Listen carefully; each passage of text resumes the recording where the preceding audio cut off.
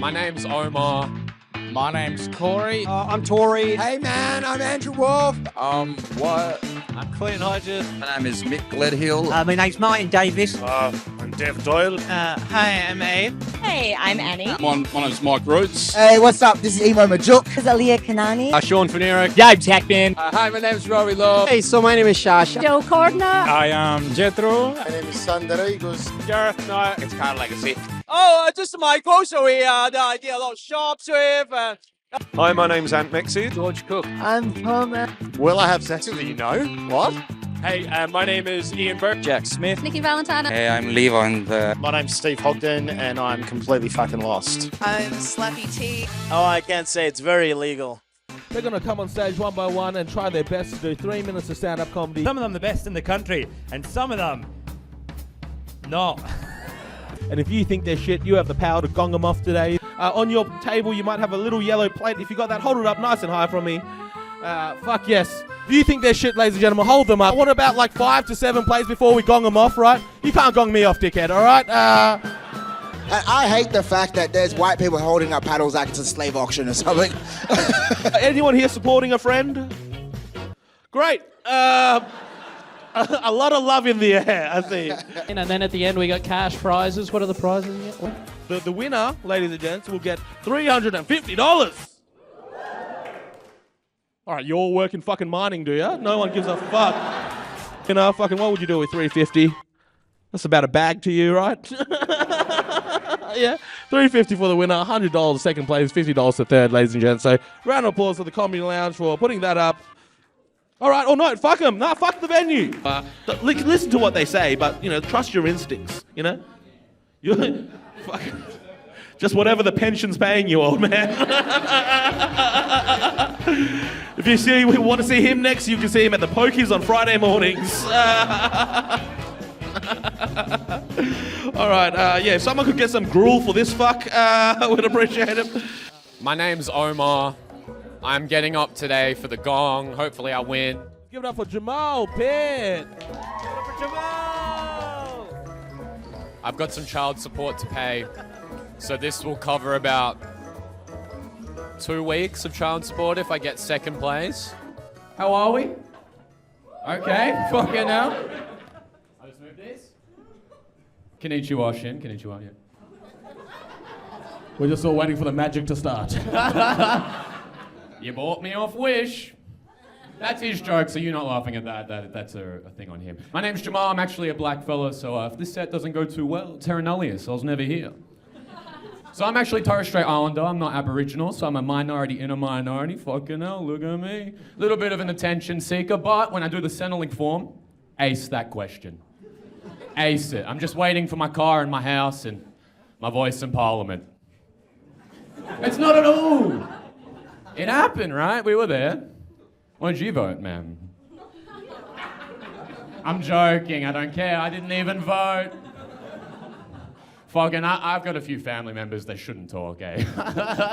They say mean things at Christmas. Is this too real? You guys are pulling back. Is this too real?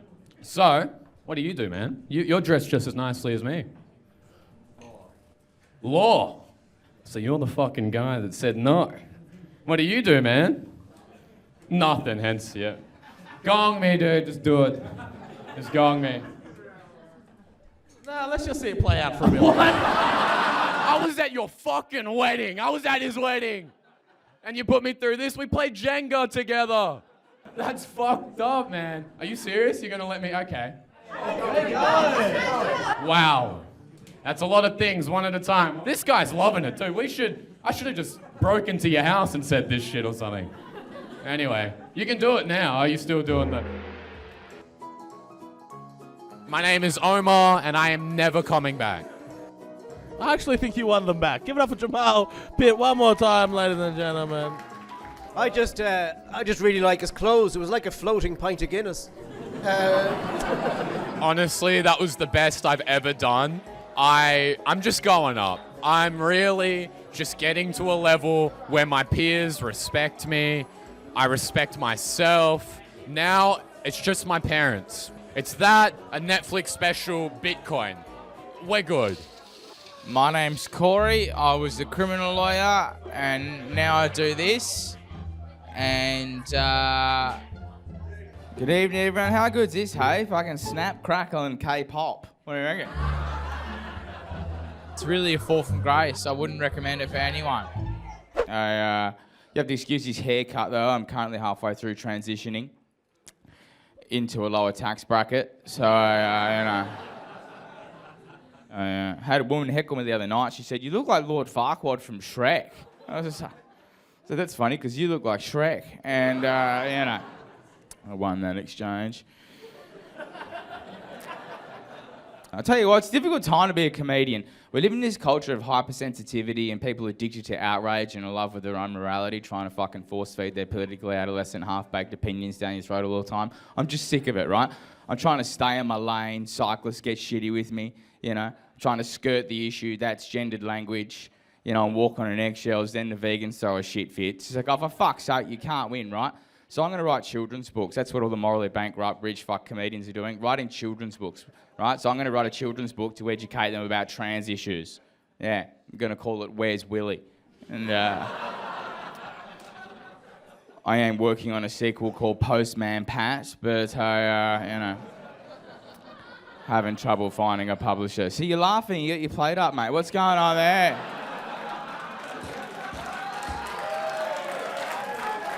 Absolutely, I'll be back. I'm the king of this fucking town. They say I look like a cross between Jesus and Ben Cousins. Some say Rasputin, but obviously my beard's not as long. So, that sort of joke's wasted in a town like Perth because no one knows any history. It's all these superficial fucking, low-hanging fruit dwellers. Like, oh. Strong fifth booster energy here at times, but, it is what it is. So, what do you do? My name is Daniel Ward. Make some noise for Daniel Ward. Just wondering if the shorts are a good option for tonight, because I got some jeans, but a junkie stole my backpack yesterday. This isn't a bit or a joke. This just happened. You can't make this up. Thanks for dressing up for the occasion, Daniel. It's fucking hot. I will not be patronized by the little kid from Pixar's Up Grown Up. Alrighty, on with the set. It's only 3 minutes. Let's do this. Alright. We hear a lot about stupid baby names. I want to talk about stupid dog names. My sister-in-law, I'm dog sitting her dog. It's called Lady. I know you think that's cute. It's not really cute when you're at the park screaming it. It's like, Lady! Lady! Come here. Lay down. Stay. Man, you think I'm sweating right now. You should have seen me when the cops fucked up. I was like, have you ever chased a whippet while the cops were chasing you? Not good, man. Not as good as this set. Get that gong ready, Shin. So, has anyone thought about cranes? The things in the building things? How the fuck do they get there? Yeah. Kind of like how the plates go up. They go up like that. But I spent my whole life how the fuck do those things go up in the sky? Might as well bring it, man. Yeah. Thoughts and feelings. No one was loving me. It's shit when you beg to get gonged off. The audience is just offended there because most of them are in construction and they know exactly how the fuck cranes get up there. This country was built on mining. We know a fucking crane. The comedy has to be at least accurate. I'll come back. I'll decapitate the whole crowd next time. That's Shin. Who bombed harder, me or the Gaza Strip? Oh man, I don't know how you can bomb in an interview as well. I love it. Hi, I'm James Hackman, and I'm here to win Gong, take over the Perth comedy scene, and the rest. The last time I was here, I was walking out on stage, right? And this guy in the crowd yells, "You're not funny, you're ugly, and I fucked your mum last night." I was like, "Hey, get out of here, Dad." This guy gets it. All I do is comedy and win, no matter what. This guy gets it. My name's Mitch. I'm here at the Comedy Lounge for the Gong Show. Like most people have a star at the top of the Christmas tree. Like we have a live baby. We have a live baby at the top of the Christmas tree. You know, every Christmas, Mum goes to the orphanage, gets this baby, and put yourself in the baby's shoes. You know, like thinks this loving families get it, mate, get it, mate, get it. Yeah. Oh, very amateur. Yeah, very amateur. But yeah, all right, it's good fun. Hey, my name's Mick Gledhill. I'm in a lot of pain. So yeah, it's a true story. I was in IGA. I bought a box of condoms. There was a little old lady of 80 years old not out behind me, and she had a bottle of tomato sauce. And then she sees my condoms, looks up at me, gives me a little smile, and says, "Looks like we're both putting something on our sausage tonight, hey?" Well, I was going to talk about sport tonight. However, with the chemo, it's something that you should not fear. It's something you should probably embrace, except it could be a hazmat issue, but it definitely did me the world of good. I've just finished chemo after 6 months. I'm a veteran as well. That was why I had chemo, from all the poisons I was exposed to. Everything's rosy now. Everything's really good. I got all clear, back in action. So come down to the lounge, come and see me perform. I'm Tori, disgusting, horrible car salesman. Last week I ate a big bag of dicks on stage. This week it's the redemption season. Let's do it, baby. Yeah, what you doing there, going? Yeah, right, fair crack. I found out something crazy the other day. You guys might be aware of this, but you guys know there are guys out there that will share porn with each other? Do you know what's the thing? There are guys that'll be like, "This made my willy a bit hard. How about you?" That's a weird vibe. Like, I've never been mid-wank and thought, "Oh, Darryl will love this." Like, what are you going to do? Send him a picture of the pile of dirty tissues? I'll be like, "Beat that cunt." I feel like this is a good moment for me to make a confession. I've been doing a little bit of stealing lately, but everyone does it. It's at the Woolies self-serve. Yeah, like you have no idea how many women leave their babies unattended. It's... The Woolies self-serve, do you ever find yourself saying thank you to that person who did fuck all for you on the way out? It's like, "Thanks so much for watching me struggle, you bitch." The checkout's a dangerous one, though. The other day, I had a weird moment at the checkout. I realised now that I've reached the age where me buying condoms makes the checkout chick uncomfortable. And it's a weird one. Like, you can't reassure them. You can't be like, "Oh, I'm going to come into them." Or you can't be like, "No, keep the box. I'll wear them out of the shop." I had a moment, though, with my missus. She sent me off to the shops. She sent me off to go buy a pumpkin. And as I was walking out the door, she goes, "Oh, could you also grab some condoms?" And I was like, "Yeah, but those are two weird things to buy together." And as soon as I put them on the counter, I looked at the chick and I was like, "She thinks I want to fuck this pumpkin." But because of the condom, she thinks I want to eat it afterwards. And like, there's no way to split that up into two transactions either. Because if you buy the condoms first, it looks like you're walking back in like, "You know what, I forgot to buy a pumpkin to fuck." And if you buy the pumpkin first, it looks like you're walking back in like, "You know what, I do want to fuck this pumpkin." I'm Clint Hodgers, and I'm returning to do the Gong Show. Keep it going. Welcome to the stage, Clint Hodgers. There's no bad vibe, not that I know of here, so that's why I like the Gong Show. And if you get gonged off, it's kind of funny too. I fucking hate it when you're running for the bus and some genius thinks he's the funniest cunt ever and yells, "Run, Forrest, run!" I want to miss the bus and just go and slit that guy's throat and go, "Die, Forrest, die!" Oh, you're bleeding. Bleed, Forrest, bleed, you fuckhead. I love watching interracial porn because it means that I don't end up watching the wrong ass by accident. And they got cool moves and shit, and they're wearing knee pads and wristwatches going, "Yeah, get some, get some, get some." Oh!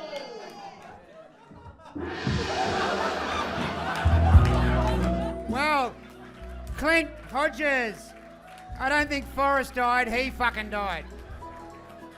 All right, I lasted less than last time, but I got more laughs, so riddle me that, Batman. I don't know. That was fucking awful, wasn't it? You all got to witness something tonight. Yeah. I got past a minute, and then, woo! Crash and bombed into the fucking landscape of this place.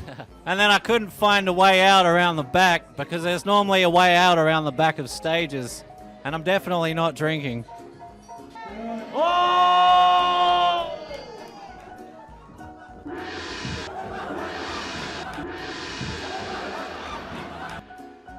Well, Clint Hodgers.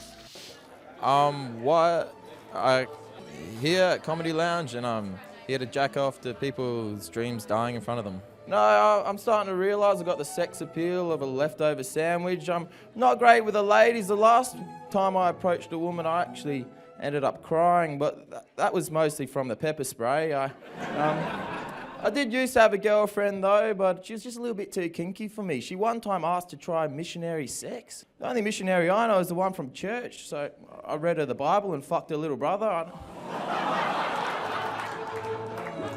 Yeah, dude, I'll be here again. New strategy, I'm going to start hooking up with the owner of Comedy Lounge. See you soon, John. And next in, ladies and gentlemen, first man through to the final in contention for the $350. Hey, my name is Leevo. Then Leevo Larm. I came here for a Gong Show to, get some practice in my stand-up comedy, and also to find out if I'm funny or not. Hi there. I'm gonna just put the voice recorder on first. All right. It's my second time in Perth. I started a couple of months ago. Me and my mate, we went to America, to Austin. We started there actually. And the first time I bombed so fucking hard, I just couldn't remember any of the words that I was supposed to say. And yeah, after that I just went home and I thought, man, I'm just gonna buy my ticket back home and fuck all this shit. I haven't done open mics a lot, but whenever I do open mics and I watch the set, it's pretty fucking cringe. It's like watching my own parents' sex tape. But I wanna look away, but then I still look because damn, daddy got some moves.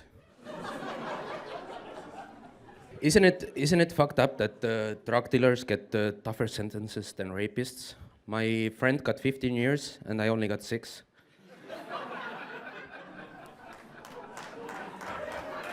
How do you think about business class at low-fare airlines? I think it's like fucking a Krakow, but with teeth.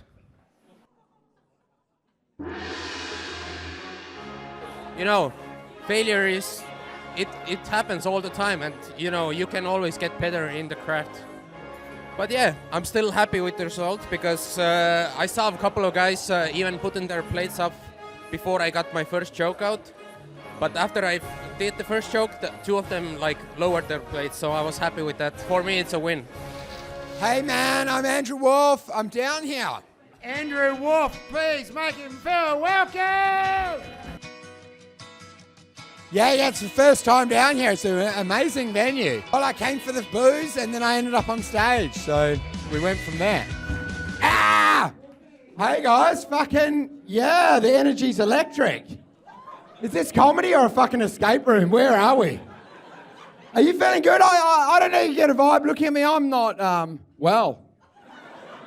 not right in the head. When I stare in the mirror, it fucking stares back, dude. I get dissociative thinking. Do you have that? Do you know how I know how to fix it? You smell your own fingers, bring you right into the now. Okay, that bit didn't work, whatever. My mother-in-law's, my ex's mother-in-law, well, that's my mum, but my ex's mum, she got plastic surgery at 67. Fucking 67. Is that leaving it a bit late? That's like renovating a house 3 weeks before the demolition. What are you doing, Sue? What the fuck are you doing? She got a boob job. That's like taping 2 balloons to a skeleton. Fucking Halloween! You're scaring the fuck out of me! We've been dating for quite a while, hey? She's a good girl. But would you get plastic surgery? It's fucking hard. I can't even get a good hairdresser, hey? How would you pick it? What if they got different taste to you? It's like getting your house renovated by an Italian guy. You're like, what the fuck, Giuseppe? You put fountains everywhere, you dumb fuck! You've all indoors. There's carpets on the wall. It looks like a fucking wog hole, cunt. What are you doing, Giuseppe? Anyway, a lot of yelling. It was all right, dude. I had a weird smell your finger thing.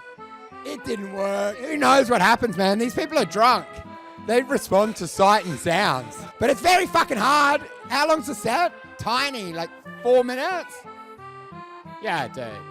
That's 3 sexes. Yeah. Anyway, yeah, good. Andrew Wolfe, ladies and gentlemen.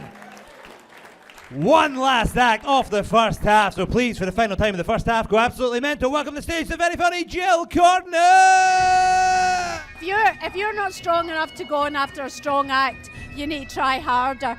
Hi guys, I'm Jill, I'm Scottish, how's it going? Freedom!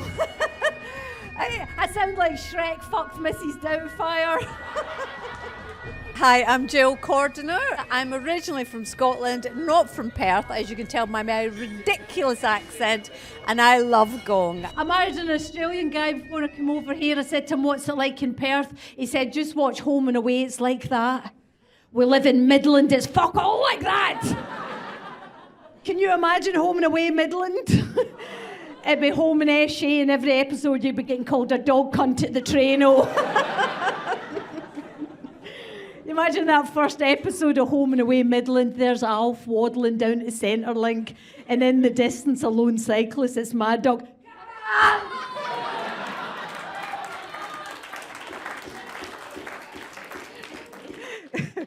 I've got kids. Ugh, I do. I've got a teenage boy and a teenage girl. My son's a wee fucking dick. He is.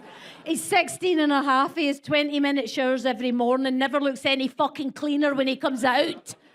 Honestly, you go in the bathroom afterwards, there's stalactites of sperm from the ceiling. Just he stands in the hall with a Lynx Africa. 3 passes on his nuts. I'm like, what's your fucking day going to be, champ? You know? He's honestly, I love him, but he's got a fucking mullet. Oh, honest to God, he's 16-and-a-half-year-old boy with a mullet. Makes everything he does just make you fucking raging. I see him crossing the road and I think, I could fucking stab you. I fucking could. I ripped a hole in my arsehole for a mullet.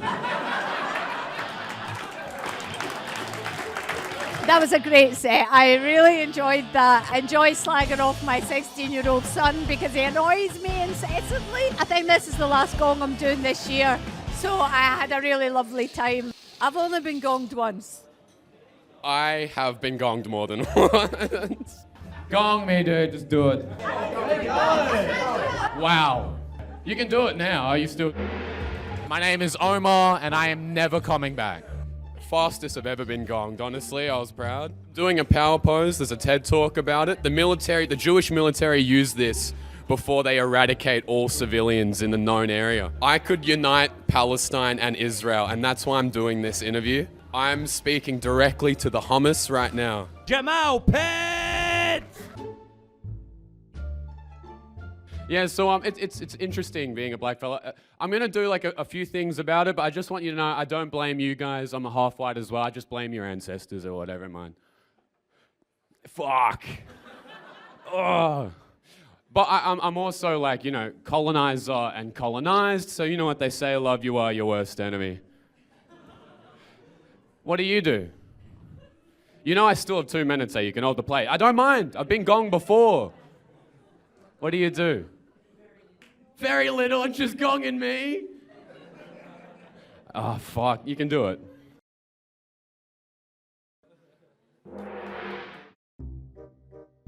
It was the best I've ever done. I'm so happy with how it all went and played out. If I was him and I wanted to get to the final, I would have came out, as in his words, a black fella, and just did a 3-minute welcome to country.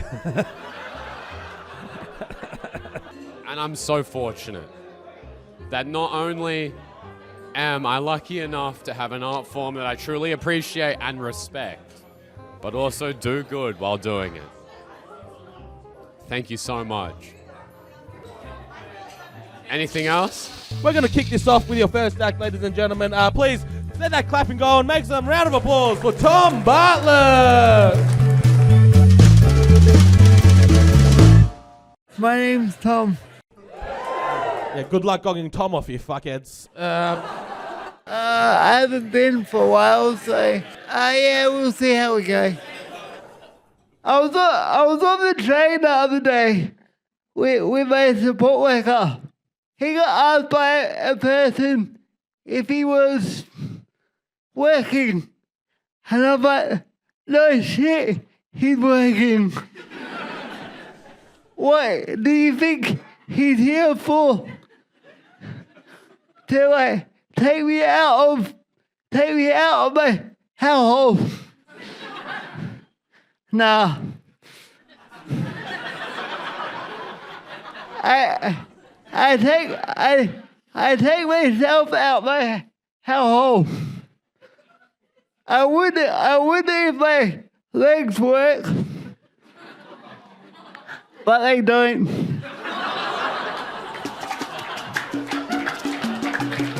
I did alright. I tend to just wing it. I almost forgot what I'm up here for. I would say if there's any comedians out there, come down and have a go. It doesn't matter if you win or lose. That keeps me coming back. Yeah, thanks for not going him off, guys. Save me from being in a real awkward situation. My name's Martin Davis. Give it up for Martin Davis! Hey! Good evening, no fucking just laugh at me, fuck you! I've come down here to do a little bit because I'm going to film a spot because in all the years I've been doing it, I've never filmed myself doing it, and a guy needs a clip for a gig in Japan. I know what you're looking at, madam. You're looking at me saying there's something about this man. Do you know what it is, sweetheart? I have an enormous penis. Yes, I fucking do. I actually only have one leg. And it's not all fun having a big penis, is it, sir? Just fucking agree with me, you fucking idiot. He's looking back at me going, what do you mean, Martin? And what's your name, sweetie? Who? I thought you said Barry. I was fucking okay. I'll ask you a question, Maddie. How much sperm? Oh, did you fucking see that? Did you see that? I said sperm and she went, Yum, yum, yum. Don't fucking blame the messenger. Fuck you. Oh, I just bent my penis. Fuck that. Oh, fuck. No, how much? Thank you. No one's this fucking happy, for fuck's sake. It's tougher to do 3 minutes to 5 minutes than it is to do 20, 40. People who know me off stage, I'm a very quiet, shy kind of guy. But when I do that, it's still me, but it's just another part of me. And I go and be that guy.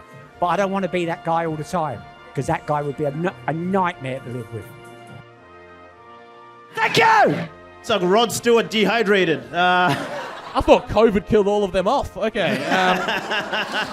Hi there, my name is Mick Gledhill. Make some noise for Mick Gledhill.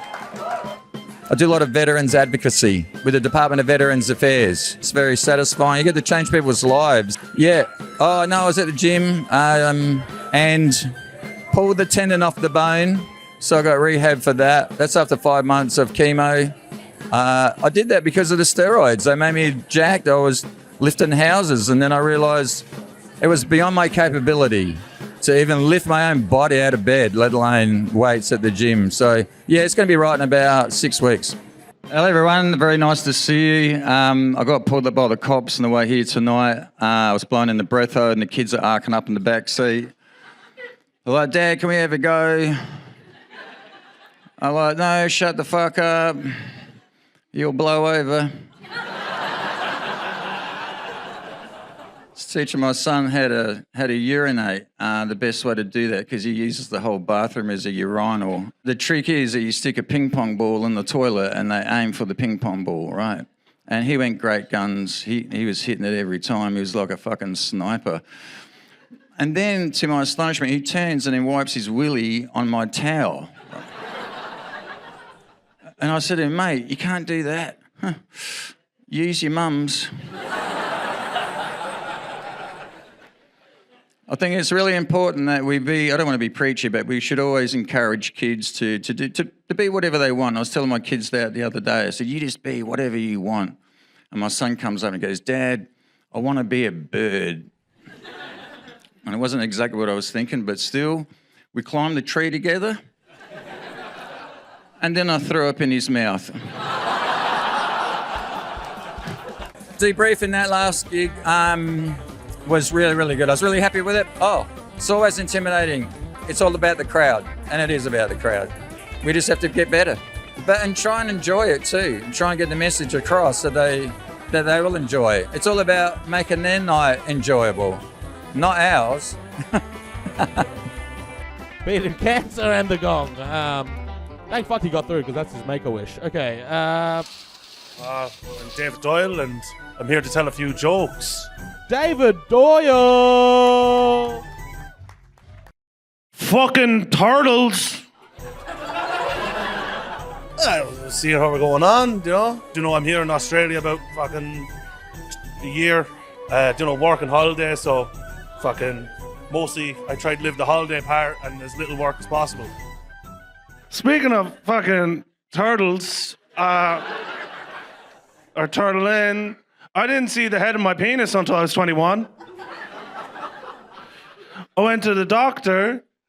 He said I had fucking tight fucking foreskin, so I'm not a tight ass, I'm just fucking tight skin. I guess not, no. Anyway. Talking about my dick. Fucking, I was one of the few Irish people that didn't get touched by fucking priests. I fucking dodged it. It started off good, man, then fucking... That's funny, because he started off real strong, and then he lost charisma real fast. I think the stuff I was hitting well, you know, I was in my stride. I don't mind it. It's like I was expecting to get, I'm not expecting to get gonged, but I know it could happen. So I was like, when it happened, I was like, all right. It's like, all right, that's cool. Go to the Communal Lounge, have a fucking laugh there. Fucking, why should you? It's fucking fun, cunt. You know? This is good crack, man. Hi, I'm Aves, and I thought I would try and be funny this evening. Our next act of the evening, make some noise for Aves Robins! As you can see, I'm a very bubbly personality.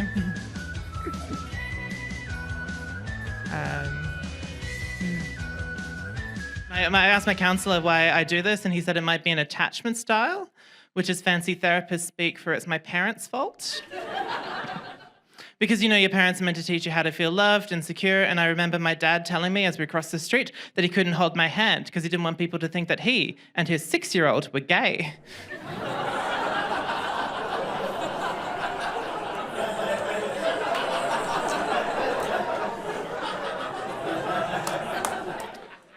There were a lot of guys in here with bad dads. I have a very timeless quality of if you have bad parents, you'll find me funny.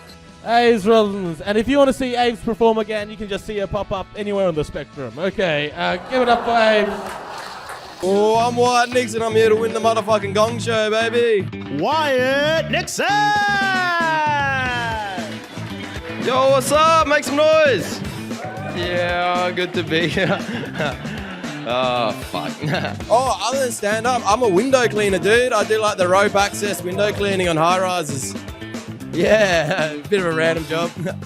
I've recently started working in the men's mental health sector. It's something I think is very important, and you probably shouldn't brag about it, but last month I actually prevented 7 suicides.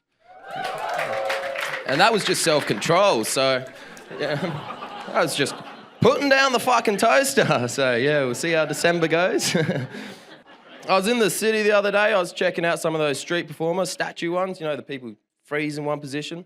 And these guys were fucking incredible. They just would not budge. And then I got a bit closer. I'm like, oh, they're just city council workers. Oh, checks out. No. I also thought I'd go check out the nude beach in Swanbourne. No, don't do it. I've never seen so much old white sausage flopping around. It was terrible. I got there was a contest going on for the biggest penis. They didn't know they were competing, but I was keeping track of things, you know? I was there for like 5 minutes, right? And this fucking real creepy old dude came up to me. He was like, "Oi, I'll give you $50 if you suck me off in the sand, James." I was like, what the? I drove that guy home because you can't leave your granddad at the beach, man. Like, you know, someone has to look after him. Anyway, I've been getting into the serial killer documentaries recently. I've been watching that Jeffrey Dahmer series on Netflix, which is fucked up, man. I had to stop watching it right before I went to bed. I was having so many wet dreams. Wait, what? Where are my glasses for a second?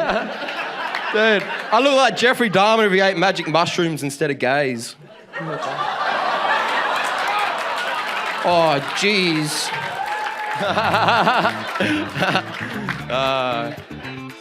That was solid 8. That was pretty good. Yeah, I'm happy with that. Every week you can improve on it. Yeah, I'm broke as shit. Need the money. Yeah, that keeps me coming back, and it's fun as fuck. Give it up for everything wrong with the current generation, ladies and gents. Wyatt Nixon. Does have that school shooter swag, doesn't he? Hi, my name's Gareth Knight. Put your hands together. Give it up for Gareth Knight. I'm here doing stand-up comedy. I started about 6 years ago. I've actually been doing it for longer than I like to admit. I like stars. I saw a shooting star and I was like, whoa, Alec Baldwin. That's a fucking quality joke. I'm not gonna lie. You guys gave him fucking nothing. That was a pretty good joke. My uncle taught me how to wrestle. Now I'm older, I know that it's a sport where you wear clothes. My penis is a lot like the remote control at home. My wife can't find it. It keeps getting stuck in the couch. And the number one rule is that the kids can't touch it. And sometimes when there's no one around, the dog will chew on it.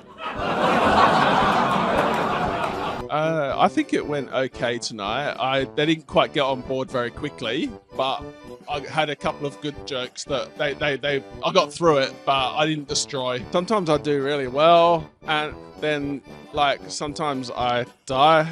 I need people to get on board with what I do, but they don't always get on board. So that's how it's going these days. Oh, I'll be back a few times next year for sure. I just like to acknowledge your laugh is amazing. You know what I mean? Fucking, who are you here with? Is this your parents? That's you? Fuck it, you have the laugh of that would just stop all momentum during sex. You know what I mean? Just just fucking accidentally touches the butthole. Good on you. Keep laughing. That's great. Your laugh's dog shit. Keep laughing. We love it. No, I love it. It's great. It's just not attractive. Anyway, no. I'm joking. It's a beautiful laugh. I love it. Wyatt Lewis Nixon. Give it up for the first time you won. First time winner, Wyatt Nixon, ladies and gentlemen. $350 richer. I'm donating it all to Hamas. I was pretty happy with my spending, normally it just all go into an ounce, so I was pretty happy, Bought a new tyre, because I had no tyres on my car, so I got a new car tyre. And then I also got a bit of fuel, and then I went to a sushi chain restaurant, and then it was all gone. Oh, what's up? Make some noise! Fuck yeah, it's good to be here. Yeah, I've got it's a bit of a risky one. It's like child cancer, but I'm just going to throw it out there. Hopefully it goes all right. I've worded it nicely, so who knows if that would change anything. I've realised some things a bit different as an adult to when you're a kid. When you're an adult and one of your friends goes bald, you feel real bad. You're like, oh, good head to hitch a trailer too. Fucking looks like a tow ball. But when you're a kid and one of your mates goes bald, you're like, fuck yeah, Eagle's going to be at school next week. But I'm just going to throw it out there. Hopefully it goes all right. All right, let's pretend that never happened. Ladies and gentlemen, give it up for Wyatt Nixon. That's the problem with the youth these days. How you going? My name's Mike Roots. I'm going up at the Gong Show tonight. Give it up for Mike Roots. My name's Mick Roots. Your mum? I'm a truck driver. I'm doing FIFO, so yeah, for 12 hours a day, I'm driving around in a truck, aimlessly thinking of jokes. I've recently discovered Costco. I've discovered that everything's fucking bigger at Costco. Car bays are 20% bigger. Shopping trolleys are bigger, 20%. Even the asses on the fat fucks that shop there are like 20% bigger than anywhere else. Whenever I go to Costco, I always try and make sure that I send my missus a dick pic. 20% bigger. A lot of my friends have always said, you know, you're funny. There's no better feeling than getting up there in a room full of strangers and they've pissed themselves laughing. Like, yeah. You can't describe it. Hey, I'm Annie. Annie Mathews! I'm not sure what I'm doing here. I'm making a fool of myself, trying to be funny. This is only my third gig, so I'm an engineer in my day-to-day life, and my job is really serious, and I have all this childish, immature energy that I have to keep bottled up in my really serious job.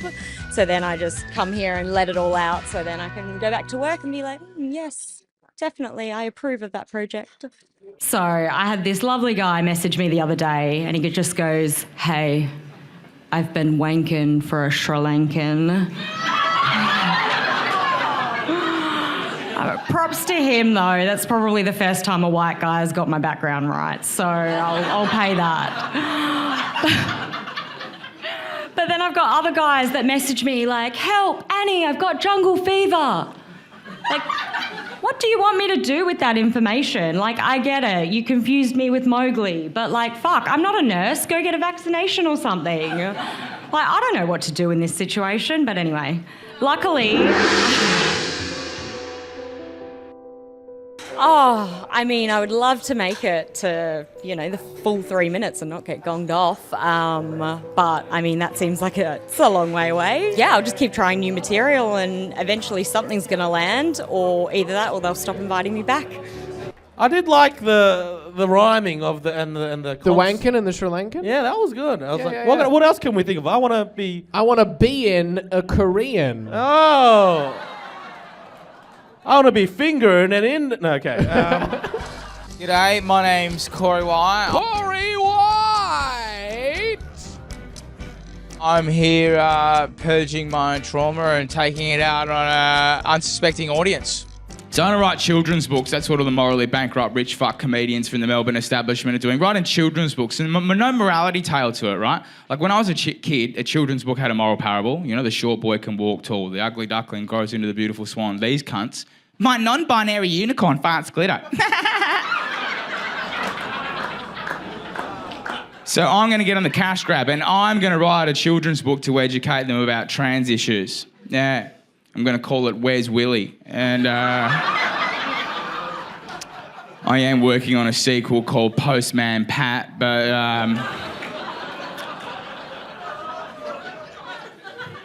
I told that joke the other night, right? And this gay guy got up and broke a bottle and tried to stab me, right? No shit, and I knew he was gay because it took him 6 goes to break the bottle, but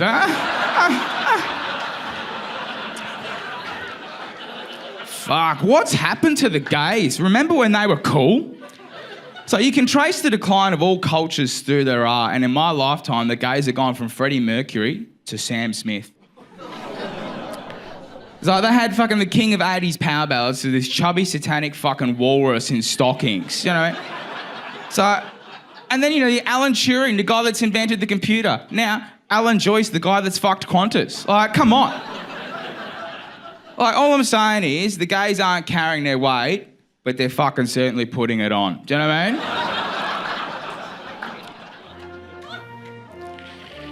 You see why they won't let me on the ABC, by the way. It's toxic. It's got different opinions. Mate, I've rejoined the ranks of the civilian workforce. And I have to say, most of the tradesmen I meet are fucking way funnier than any of the comedians I know. The working class have a brilliant sort of turn of phrase, and I've missed it. It's nice to be amongst the common man. At the end of the day, that's who you're trying to make laugh, right? Is the guy that, or the girl, or the whatever, who's come home from work, they want to release catharsis. That's what good comedy is for me, it's a release. Hey, what's up? This is Emo Majok. Give it all for Emo Majok! Nothing book. Nah, I'm fucking around. I speak English, man. I'm here live at the Gong Show, my favorite show in comedy. I'm a full-time comedian. I've been back home for like a month now. The money's been invested in other areas, so 350 will go a goddamn long way. Yeah. I've been doing stand-up comedy since 2016 when I did my first ever open mic. But it wasn't until 2018 when I did raw comedy in this very room right here, competed in the heats, and I won. I've been doing these gigs in Australia, Outback as well, which is kind of cool, like entertain all the minors, like not kids. The judge made that very clear. One of the first gigs I ever did was in a gold mine site in Kalgoorlie. It was good to see white people finally discover something. There's been a lot of tension between white and black people over the last couple of years. I'm actually feeling some right now. But I think it's because we don't understand each other because of our differences in culture. And for us to ever move forward, I feel we'll have to do our part. Would you agree? Oh, didn't realize One Nation had such a strong presence in the back. Just little small adjustments, not much. Just like, for example, white people, you need to stop assuming that all black people are to steal shit that's not theirs. And black people, man, we need to stop trying to steal back our shit from white people, man. We need to start educating the young generation. I think we need to start being more truthful to our kids. White people, you need to stop lying to your kids. This is my personal favorite lie. Make sure you finish off all your dinner because somewhere in Africa, there's a child that would love to eat it. Bullshit. What a lot of you don't realize is African parents actually tell their kids a similar thing. Like I remember my mom used to say, son, make sure you finish off all your dinner because somewhere in Australia, there's a child eating food without seasoning, son. Salt and pepper ain't seasoning, bitch. Oh. I thought someone was sneaking up to Will Smith me. I just came out, just like try to have fun, try to do things different. Like, so if you came out doing it this way this last time, try to do it this way this time. Like just whatever it is that you're trying to do, just try to do it while you're having fun. Shouts out to the Comedy Lounge. Boom, right there. Love what you do and you'll never work a day in your life. Give it up for Emo! Fuck yes. All right, my name is James Hackman. Make some noise with the very funny James Hackman. I'm here to do the Gong Show and let's hope we win it, eh? Hi, I'm James Hackman. How you going? Oh, what a great crowd, I tell you. This is better than the last time I was here, right? The last time I was here, I was walking up on stage, right? And this guy in the crowd, he yells, hey, you're not funny, you're ugly, and I fucked your mum last night. I was like, hey, get out of here, Dad. Hey. This guy gets it. Hey. Fucking it gets worse. I walk outside in the alleyway, right? There's two girls having a pissing contest. This guy gets it, right? And I walk up to the girls. I was like, this is the most disgusting thing I have ever seen. The most disgusting thing I have ever seen, right? So anyway, we've been together for 6 months. Hey. This guy gets it. Hey. Not that today's been going much better. I was walking to the bus today, right? Okay. And this guy is speeding down my street. This guy gets it. Right, so I stop him. I'm like, oi, mate, why are you speeding down my street? And he goes to me, look, mate, my son's retarded. I've got to go help him. I was like, hey, get out of here, Dad. Hey.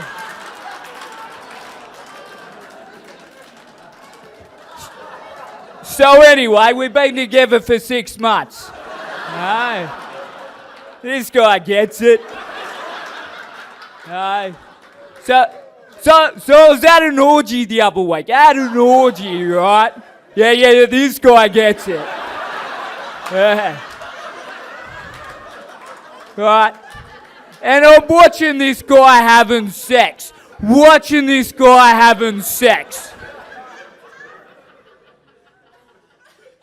gets it.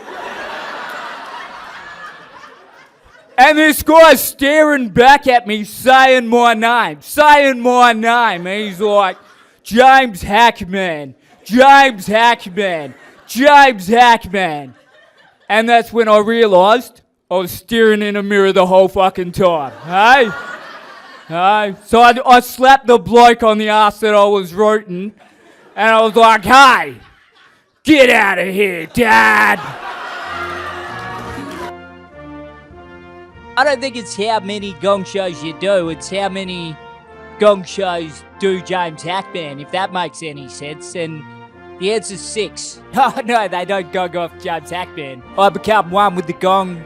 Gong becomes one with me. It's sexual, it's funny, it's comedy. Give it up for James Hackman, everybody! That's so funny, that is so funny, that. We really are dumber for having heard that. That is so funny. I fucking love it. This guy gets it. All right. He was pointing at women. He's like, this guy gets it. Yeah, that was the joke. All right. This guy gets it. $350. I'll whack it straight up the Warwick Farm, I reckon, hey? A little bit of smack for James Hackman.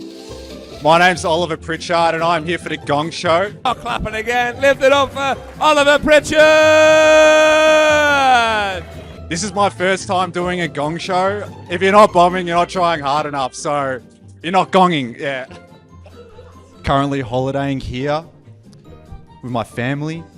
I took both of my grandparents surfing and came back with neither of them because they caught a big wave of COVID-19.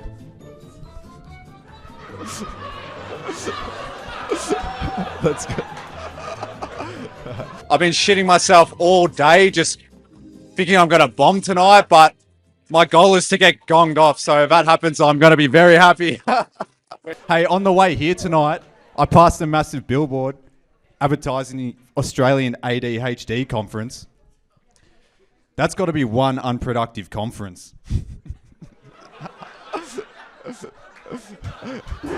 Oh, damn. Thank you. Give it up for Oliver Pritchard.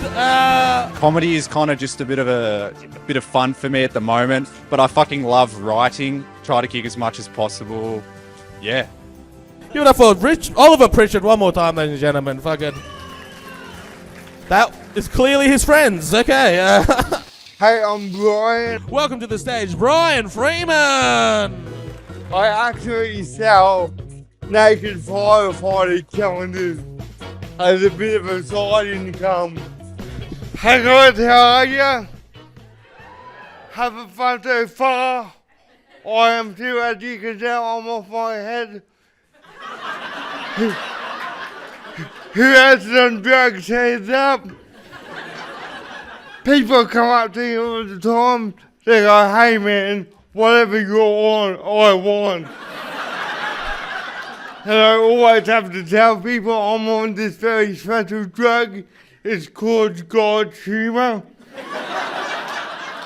I overdosed at birth, and now I'm just a bit fucked up. Just a bit. People don't know how to react to that sometimes. Like when people see that I'm disabled, people automatically pity me. They feel sorry for me. They assume the worst. I hate pity, unless it's 4 a.m. in a bar and I'm trying to get my dick sucked. Yeah, a pity blowjob is the best blowjob ever. You want to know why? Because there's extra lubricant from the tears. But yeah, nah, people that assume I have it all bad, a quick question, who here goes to work and pays tax. I never ever go to work. And the tax money you pay, I get.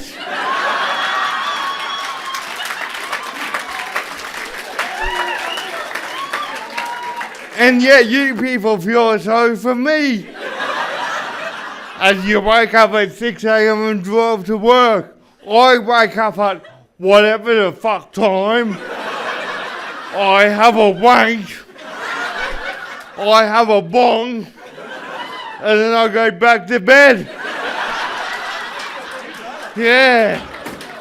But yeah, no, you people feel bad for me. I feel bad for you people. It's like, where do you all park your cars, eh?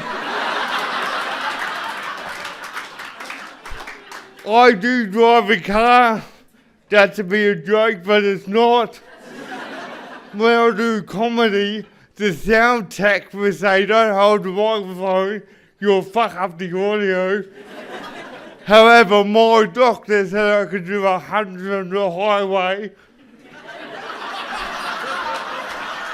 to fucking get here. You know what that is? That's retarded. I did well. There's so many talented people here. It's anyone's game. You know what's crazy? Like, how out of Brian and you do you have the more severe speech impediment? You know what I mean? Like, why have me and Brian got the exact same life as well? He's like, I wake up, I have a wank, and I have a bong. I said, I feel you, lad. I know. Except he gets paid, you know what I mean? So, like, imagine what would happen if he just got diagnosed. He's got cleaner windows. Whatever. Who cares? Sean Fanero. Make some noise for Sean Fornio. The carpet does match the drapes. Just so you all know, the carpet does match the drapes. I'm here to tell some jokes, make some cunts laugh. My first gig this year, so I'm just going to have fun. Do some old jokes, like old from like a few years ago that I haven't done for a while. And hopefully we have a good night, see what happens. Oi, so I tried to stop doing so many drugs around my house, mate, but then the drugs wore off and I realised I don't even have a fucking house.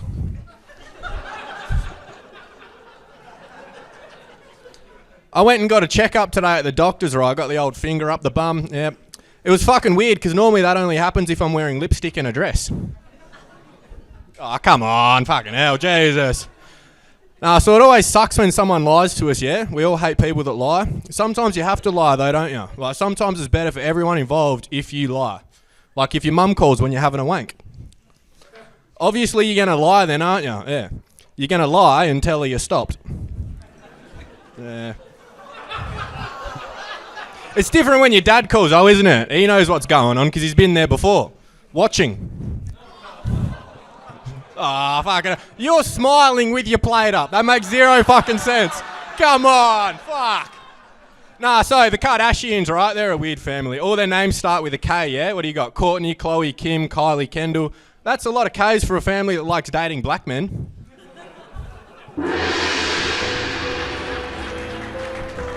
Give it up for Sean Fornio. I had a lot of fun, got gonged, but it was fun anyway.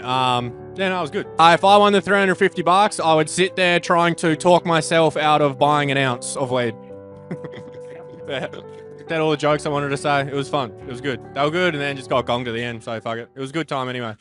That's crazy. Kind of looks like you upside down. I know, I love it. This guy he's having a great time, but he's plating people. I don't know what it is. He doesn't understand the rules. He's like, I hold him up if I like them. I love him more. Yeah. Hey, what's up? My name is Aliya Kanani. Put your hands together for Aliya Kanani. Oh, when I win the $350, I am going to first buy myself a double scoop ice cream because, you know, that's what you do when you win something is you reward yourself instantly. And then I'm going to put the rest away for a rainy day. How boring is that? Oh, I wish that wasn't my answer, but that's my truth, yo. So I come actually from Canada for the Fringe World Festival. I'm going to be performing my solo show there. It's called Aliya Kanani is a Work in Progress. And I've also got a lineup show called All That She Wants. So I'm going to have a lot of fun with that. But I came a couple weeks early just to relax in this beautiful city and, you know, hang out, do some shows, do some promos. So yeah, happy to be here. I come here often. I like Australia. I come here often. I try and immerse myself in the culture when I come here, learn all the things. I know not to say Melbourne, I say Melbourne. I'm even reusing the traditional Aussie greeting now. Good day, cunt. Had a hard time getting here. It took me 32 hours. I almost missed my connection because I got pulled aside for that random airport security check I get every time. Y'all know how they find the Arab-looking people in the lineup super random, right? They go through like eeny, meeny, miny, Mohammed. I've been working on my mindset training. I've been doing mindset training a lot. I try not to let things get me upset. I try to keep my zen, take back the power. So now every time I go through airport security and they start to pat me down, instead of getting mad, I just fuck around and make sound effects like, oh. Usually speeds things up. That shit's been working for me. I swear the mindset shit's working for me heavy. Like, I don't get upset about nothing anymore. The other day, I got an unsolicited dick pic. Didn't get mad, just sent back a pic of a better dick. Oh, it was so fun. I had a really good time. I made it through. I also thought of a new joke in the green room.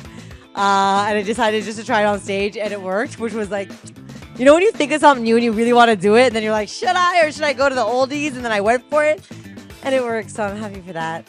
Here's the thing about comedy is you get judgment instantly. If you're doing good or bad, like, right away, which is amazing. But also, when you think of a new joke in the green room, like a minute and a half before you're going to get on stage, you're like, am I going to risk it all? My strategy for the next time is to watch everybody closely and then spend the entire set roasting all of them. Yeah. My name is David Rose. I'm a comedian from Melbourne. I'm here for the Perth Fringe. David Rose!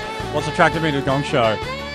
That's such a good question. What attracts anyone to the Gong Show? A kink for humiliation? I don't know. I've been doing comedy for 10 years. This show scares the shit out of me. I don't know of any show I'd be more terrified to do, to be honest, which is kind of fun, actually. 10 years in, to still have fear is probably a good thing, instead of just not caring at all. Hello! Hi, I'm Jewish, so if you gong me off, you support Hamas. All right, hello, everyone. How we going?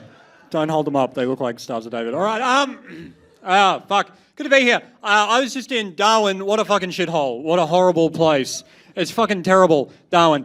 Darwin got bombed by the Japanese, and then when they were flying over, they were like, fuck, did we already do it? Like, there's nothing there. It's a piece of shit fucking city. Darwin got bombed by the Japanese, and then Cyclone Tracy came in, and they fucking rebuilt after the Japanese. Cyclone Tracy came in, knocked it down again, they rebuilt again. It's like, take a fucking hint, Darwin. It's shitty. I hate it. Anyway, thank you very much. That's great. I have depression. I'm going to go kill myself after this. This is great. My girlfriend's American. Do we have any Americans here? I took her to Canberra, and it's so funny because she took me to DC, and DC, it's so full of American. They're so crazy about DC. They all love it. They're like, I'm here to see the most beautiful capital in the world. I love it. I love democracy. And then I took her to Canberra, and there was this one guy at Parliament House, and he was like, are you lost? You don't need to be here. And it was Anthony Albanese. Like, it's fucking ridiculous.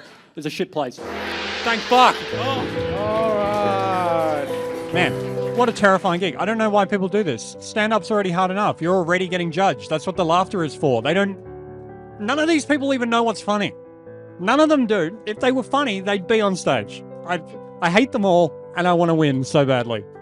Fuck yes. You weren't into his nerdy white boy energy at all, were you? You were just like, go home and play Dungeons and Dragons, you fucking nerd, you know what I mean? All right, guys, let's, usually the first act always gets through, you guys, but you guys were fucking brutal, so congratulations to you guys. Round of applause for yourself. Just passing by, I heard some noise and came on up. Let's get our next act up here. This guy, his energy is all over the shop. Prepare yourself. Give it up for Andrew Wolfe. Yeah! I'm Andrew. No one needs my last name. No one knows me. Yeah, man. So what are the questions we're asking? Oh, man, well, I lied to you last time and pretended I'd never gigged here, but so I was happy about that, but not much, man. Just laying low over Christmas. It's a happy time for most people, apparently, but I don't feel anything. Hey, guys, fucking put your plates up if you're having a good night. Let's go. Fucking yeah, I own this room. Whatever. I've seen a lot of psychiatrists, guys. Can you tell? I've got to the point they come to me. That's when you know you're fucked. They send a team out. Why bother seeing a psychiatrist, hey? Like, time heals all wounds. Not if you pick at the scabs every week with a fucking trauma coach, you know? Treat it like drink driving. You hit someone, keep going. Nan's dead. Move on. You work a budget direct. Just stay focused, dickhead. Do you know, when do you accept your faulty goods? Have you got to that point? Wiring issue. Just wait until you get to head office in heaven, you know? You guys pulling back. Are you religious? Being religious is an easy way to tell if someone's got a learning disability. We on? As soon as you can read, you realise it's a pyramid scheme for paedophiles. Let's go, let's go! The only people who need religion are old people. I can see some in the crowd now. Fucking clock's ticking, isn't it? Why do one religion? Why not treat it like a sports bet multi? Do you know what I mean? Go and get blessed by every priest in the land. You know what you wouldn't do? Buddhism. Are you in with Buddha? Buddha's a big boy. I don't like it, hey. I'm not getting spiritual advice from a comfort eater. Do you know what I mean? Clear your mind, clear another plate, you fat fuck. I've had enough. Trying to eat your way through your problems. I trust fat people more than skinny, though. Are you sick of the skinny guy? You know that fucking Jeff at Fitness First? Trying to explain science to you, and you're like, you dropped out in year 10, fuckhead. He's like, oh, you got to run more. I'm like, you've got to eat less. I'm not eating because I'm hungry, Jeff. I'm eating because I'm sad. I'm crying in a car, man. I just want to get comfortable with my body. Do you want to get to that point where you're the old man in the surf club that just gets naked and goes, yeah. My dick curls up like a pig's tail. Deal with it. Is that too much? Fuck. I need a holiday, hey. Can you tell? Do you know what I'm sick of? Old people taking holidays. It's too fucking late. They're all in these jerry cans doing fucking hide and seek from each other. Like, the person they're trying to get away from is in the fucking caravan. They're all in there. Why bother going on a holiday? Just wait until your mind goes. Every day's an adventure on dementia. And I snuck through. It was a fucking Bradbury moment. Cheers, man. Okay, fuck. I mean...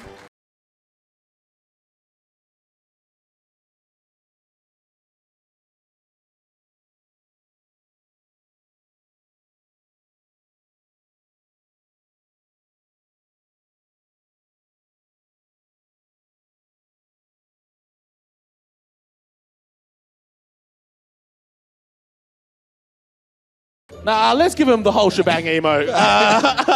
Give it up for... Jetro and... Jetro!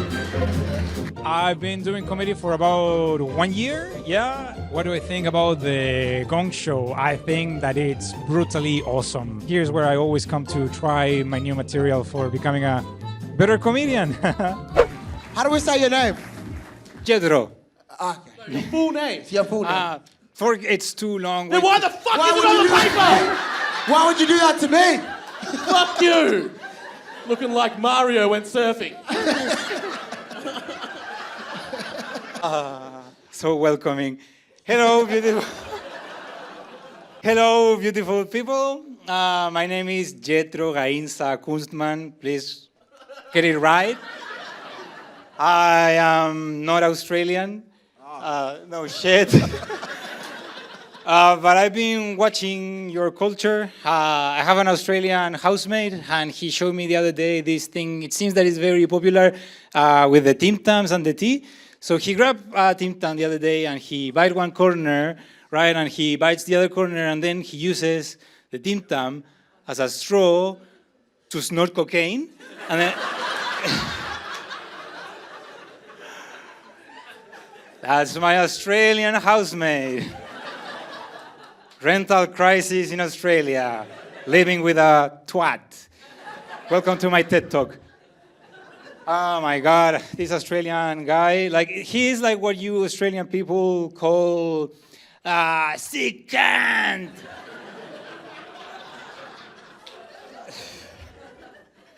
I call him sometimes an ambulance to pick him up.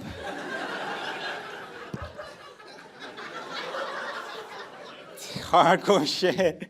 Yeah, man, like living with him is like eating a kebab at 4 a.m. It's only a good idea when you're drunk. Okay, that one That's more funny in Spanish, I think. Say it again in Spanish. Let's see if it's funnier. Él es como un kebab a las 4 de la mañana. Very good. Es solamente una buena idea cuando está curado como pico. It's good because you don't know where the punchline is. You know what I mean? That's...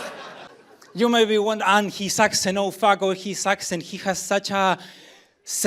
the accent, el acento. He has such a... It is funnier in Spanish. Yeah, I should maybe do the whole shit in like, and then TikTok subtitles like... How did I think it went? I think it went great. I didn't get gong, which is a huge success. And I felt super comfortable. I just rewrote everything after last week. I got gonged. And yeah, came fresh new with a whole new stuff and it worked amazingly. So super, super happy. Fucking, we don't know. Jetro. We don't know a fucking word he said, but good on him for trying. He did it while sexy though. I liked his energy. You know what I mean? Looked like somebody shrunk LMFAO. You know what I mean? Hey, so my name is Shash. I'm a comedian performing at Perth's best venue, the Comedy Lounge. Keep that same energy going, please. Give it up for Shash Capri. And yeah, here for the Gong Show, just having a great time. Hey everyone. Fucking a bit more. Hey everyone. I had to tell my dad that I'm seeing a therapist. I'm like, Dad, just so you know, I'm seeing a therapist. And my dad is like, Shash, your life is perfect. Why do you need therapy? And it is so awkward when the problem asks you what the problem is. Hello, daddy issues. Hi. You're gonna get that joke in a couple of years, young man. Don't take it personally, bro. That's your mom? Hey, good on you for coming out, man. Fuck yeah, hey, give it up for this guy. Coming out, hanging out with his mom. Fuck yeah, bro. Shash, you know you're not allowed to touch children anymore. What part of 50 meters don't you understand? Fuck, it's hard to come out of that one, hey, like. No, but man, like, I don't know where your dad is. Like, I'll tell you about my dad, right? Like, my dad is an interesting guy. Like, I still remember the first time my dad saw a gay couple. He did not know what's happening, right? Like, we are on the Mumbai trains, and in the Mumbai trains, you have to keep checking for your wallet. So there's two guys standing like this, a guy at the back and a guy at the front. And the guy at the back had his hands like this with the guy in the front. My dad sees this, and he's like, son, that is so beautiful. Two best friends making sure their wallets are safe. I had to tell him what is happening, right? And then that day, my dad learned two things. Number one, that gay love is beautiful. And number two, to be attentive because his wallet got stolen, guys. So, I'll be honest. My dad really asks me for money. So if I win $350, $200 goes to him. Tonight was interesting. It's a nice crowd. I would say it's not my best work, but I'm happy with the two new jokes I did. The number one being my dad's experience of seeing a gay couple for the first time and how he saw it and what was actually happening. So that was nice. And yeah, just trying new stuff out, getting ready for my solo show at Fringe. That was Shash Capri, ladies and gentlemen. Hi, my name's Rory Lowe. We're here at the Comedy Lounge. I'm about to go do a set. Please put your hands together for Rory Lowe. I've been doing comedy for a while, and I love coming down to the Gong Show, not so I can win the money, but just to watch all these other comics try and fail miserably. It's the best thing, watching new people suck. I love it. All right, man. How's everyone doing? Yeah, fuck yeah, dude. I'll tell you a bit. I fell in love recently, which is very nice. Oh, fuck yeah. That's always the response to girls are like, oh my God, so cute, so cute. And dudes are like, that's fucking gay, dude. It is, man. It's a different relationship. Like, I thought I'd be able to protect my girlfriend. I thought I'd be able to provide for her. But I can't protect my girlfriend because she's stronger than me. And I mean physically stronger, by the way. Emotionally, I've got it, but physically she's so strong, man. She's a stunt double, my girlfriend, so she's jacked, bro. So strong. Like, she picks me up when we fuck. It's wild. Yeah, I'm on the pill. I don't know how it works. Yeah, she pulls out. I don't know how. You know, like, and I can't provide for it either, man. Like, we just bought a house in Sydney, is what I would say if I chipped in, but I'm at a Gong Show trying to win $350. You know, and it's a happy relationship, and I'm happy, like, you know, we're thinking about having kids, but kids terrify me, man. I'm so scared of having kids, terrified of having kids. I have a condom on right now. Like, I'm terrified. Like, I'm looking at you like, fuck. Like, you shouldn't be here with your mom. You should be fingering someone in the park. You know, like, it's crazy, man. Like, kid, it's so ridiculous, dude. And you could just make a kid by accident. That's fucked. You shouldn't be able to accidentally make a child, bro. There should be more steps in that procedure, dude. Like, I couldn't walk out of Coles with my shopping, trip over, and accidentally make a fucking salad. Meanwhile, people are getting drunk, like, oh, we made Derek. Like, there needs to be more steps in the procedure, man. And let's be honest, by accidental pregnancy, never the girl's fault, ever. Never the woman's fault. It's always the man's fault. Always the man's fault. Why? Because every man says this every now and then. I'm not baby, you can trust me. I'll pull out. Yeah, I don't know why he's Lebanese. It's like, oh, no, after we fuck, I'll sell you a vape. Like, I don't know. After we fuck, I clean up your edges. Yeah, baby, I'm sorry my gold keeps hitting you in the face. It is, man, and like, let's be honest, it's always dude's fault. You know why? Why? Because it's too powerful, the vagina. We're not supposed to be in there. We're not built with the right material to be inside a woman. Like, I think when it comes to sex, I think women are like microwaves. And I'm a piece of cheese. And girls are like, let's go for 10 minutes. I'm a piece of cheese! Like, we're not trying to defrost a chicken!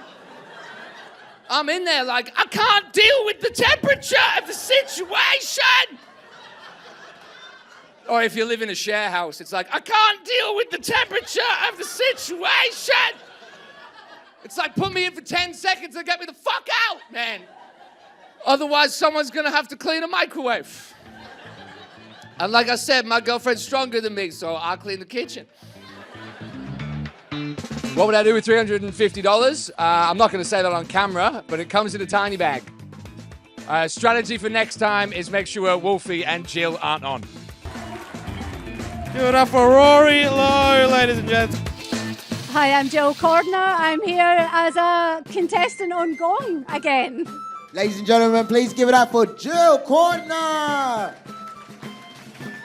What have I been up to since I last spoke to me? Hibernating before Fringe. The last time I did Gong was before Christmas, so just downtime for just boring. I hate it. I hate when I'm not working. I hate family time. Fuck yes. Are you a comedian, darling? Get your fucking foot off the stage then, you wee dick. I'll fucking crush your crocs. Look at you. But fuck off, you mullety wee cunt. Fucking crocs and a mullet and your fucking foot up on the stage. You're lucky I don't fucking stage dive and crush your hips. We brothers fucking loving this. You're fucking loving this, aren't you, darling? Fuck you. You know he wanks in the shower, don't you? Yes. She has to clean it up. It's like stalactites of sperm, you know? Why do we always have more conditioner than before?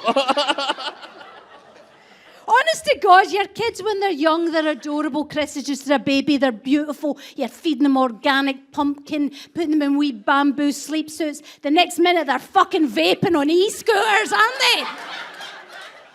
If you could see the future, you wouldn't fucking bother breastfeeding the cunts, would you? I've got a weird energy, haven't you? You don't know where to look, don't you? You're like, fucking they live outside Pornhub. Yes, we fucking do. That's what they're all wanking to, is horny milfs and stepmums.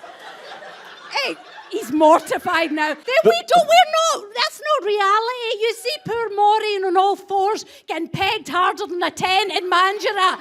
She's only doing it to buy Christmas presents for their kids. You can see this.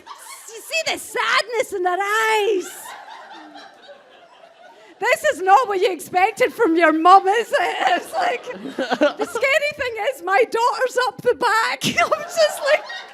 You might have a chance to fuck her. Get her back. Sorry, Hey, Jill. fuck. Strategy for next time? No, the strategy for next time is like I do every time. I never plan anything. I do it all by the seat of my pants and hope for the best. I love Gong. I love the excitement of it. It always terrifies me, but I always love it. So no strategy, just enjoy it. That's the best strategy. Enjoy it and have fun. And you'll have fun at Gong. Gill Cordiner, ladies and gentlemen, give her a big round of men applause. I've never seen what happened live. You learned something today, didn't you, young fella? How'd you fuck up your hand, by the way? You punched the wall? Let's not fucking delve into it. We're not going to air out your fucking children's shit here, lady. All right? Fucking A. Save that for your fucking Tupperware party. You know what I mean? Should have switched off the Wi-Fi, Mom. Oprah said this book's really good, but my son punched the wall. You know what I mean? Give me some more Prosecco, Cheryl. Anyway, sorry. Good on you, mate. Keep doing you, baby. My name's Cheng. I'm here to visit my friend who is a senior lecturer, unlike myself, telling a bunch of dick jokes. Yeah. Please, start the applause. Let's go crazy. Start it up. Come on, Davo. Lead the way here. Be the big dog. Welcome to the stage, Cheng. I did it for about 7 years, but stopped in Brisbane because I pissed off the wrong people. Can't find my way here somehow. My friend Brian just kind of told me that, oh, you must do a Gong Show, must do Gong Show. Oh, fine. Hopefully won't get gone off and die on stage. Yeah. That could be another way to kill off my career a second time. So I'm bringing my stuff here because I can't trust white people to not steal my shit. As you can tell, I've got a bit of a thick accent. You can probably tell where I'm from. Yes, I'm from Brisbane, Queensland. That's right. Yeah. And I also have a little confession to make. I have a very big cock. Don't you cover your face. Obviously, that's a fucking lie. Obviously, very obviously. I'm just telling that joke in the hope of getting laid, you know?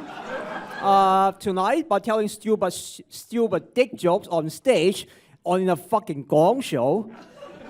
But guess who's not getting laid? Obviously, the fucking comics are not getting laid, except for this guy. Obviously, except for that guy, obviously. He's a Gong master.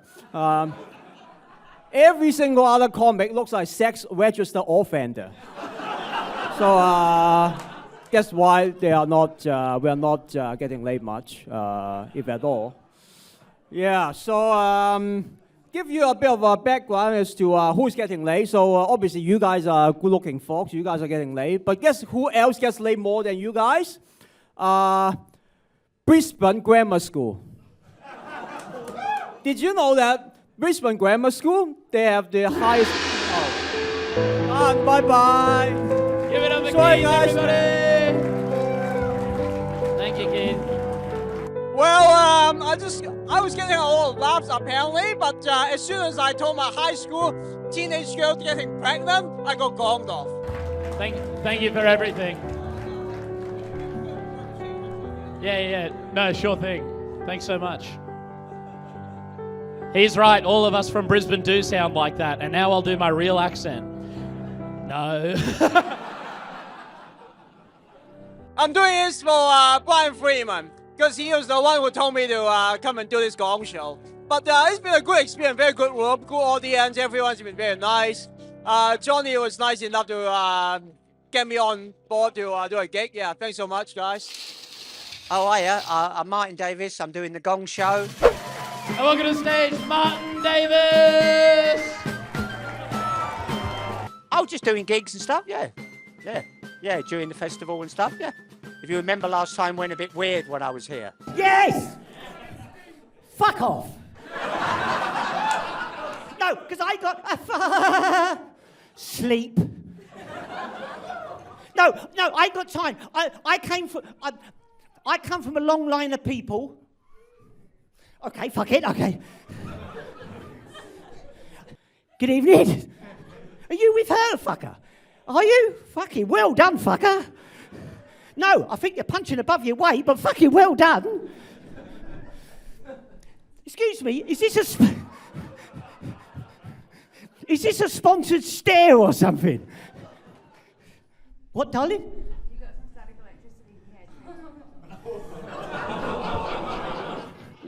That's just Amy, Martin. You can ignore, that's just our Amy. That's just classic Amy, that. Madam, are you special needs or something? What's fucking... No, it's about me, it's not fucking about you. This is a fucking weird... Where the fuck have you been? Where the fucking talk to her? If me and you was on a desert island, I'd masturbate to death.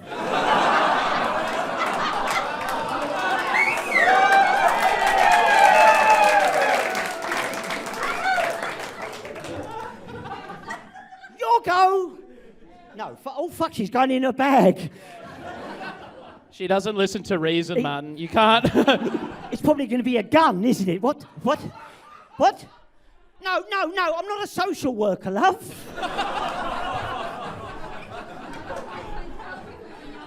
Never do crack, right? Never fuck. I could say, are you religious? I'm fucking moving away from this. No, but for comedy purposes, save me, fucker. Because I'm an occasional Buddhist. Yeah, now and then. You don't like, as long as I'm fucking having a go at her, you fucking love it. I'll ask you, eh? Well, ask you, what is your name, my friend? Chris, and what is your name again? Yes, I've heard of you. I'll ask you a question, Amy. Fuck it, because you know those ships that fucking go into the rocks because is it the sirens that fucking call them? That's fucking you. This is. No, there was a lady. I wanted to do material, but then there was a lady down the front that I had to deal with. So, you know, it is what it is, and you've only got 3 minutes. And she'd been annoying people, so it had to be done. I would have rather have done material, but you can't choose if that's what the gig is. See, even off stage they heckle me. Fuck me. One more time for Martin Davies, everyone. Did not get one joke out, but he got through anyway. It's so good to be able to gig with your grandparents. It's really exciting for me. He does a good job, though. All right. Yes, hello. My name is Sander Õigus, and I'm a comedian. Start making some noise. Woo! Yeah. Like that. Welcome to the stage, Sander Õigus. And what I'm doing here, the Gong Show, the best and worst night of comedy. I've been doing stand-up for 13 years now, but in another language, in English, maybe, I don't know, 5 years, something like that, 6 years. I don't want to talk about how it's been, because I don't want to upset the comedy gods by saying anything. So the Gong is fair, it's merciful, and it is very fun. Hello. I'm Sander, I'm from Estonia. Really quickly, let's address it. Yes, I have a weird accent. It's fine. I actually speak English as a third language. Right? Wow. Right?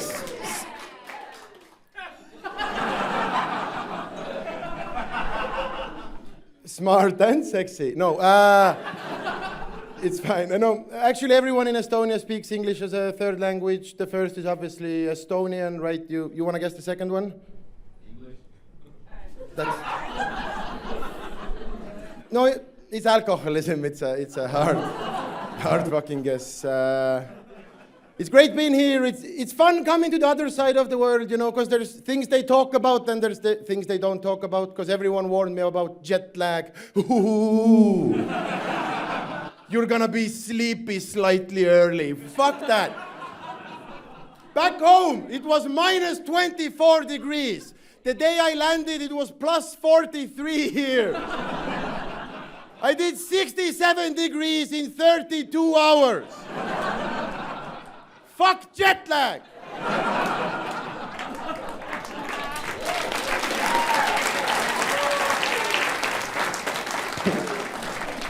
I have sweat lag. No. Sorry. I have a really weird sense of humor, I know. No, half the time I'm fucking embarrassed at the shit I laugh at, because I'm 34 years old and... Oh, this is fucking embarrassing. I'm 34 years old and last week I laughed out loud when someone farted. Right. The most embarrassing bit is I was home alone. No. No.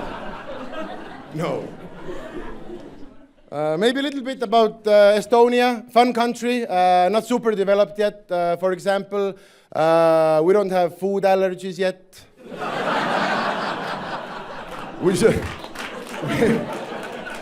We just have diarrhea or trouble breathing when we have a Snickers, you know,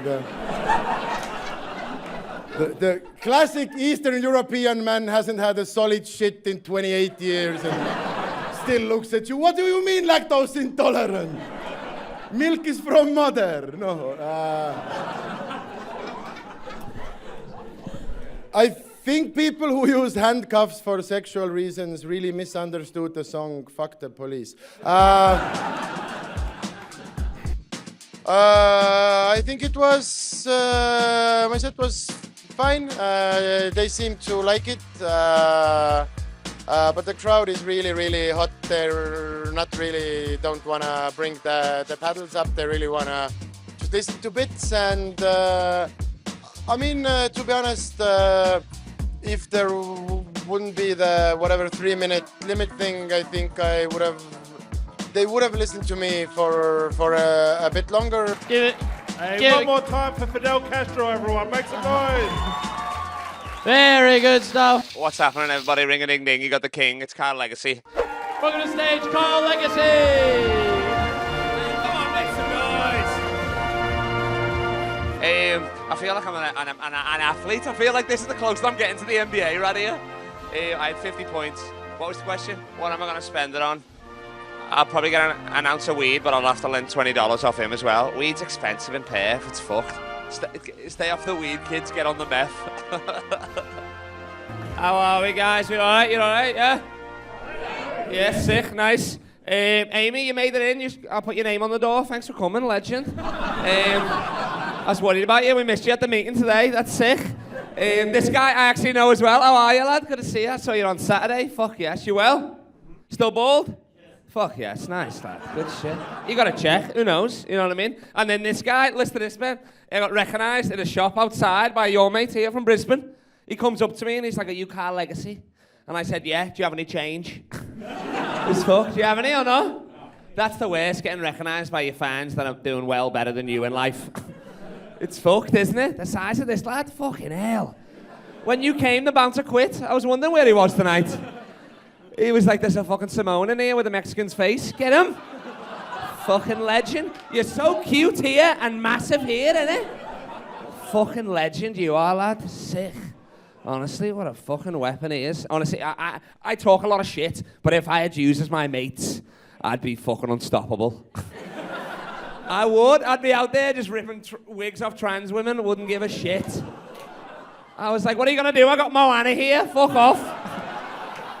Wouldn't give a shit.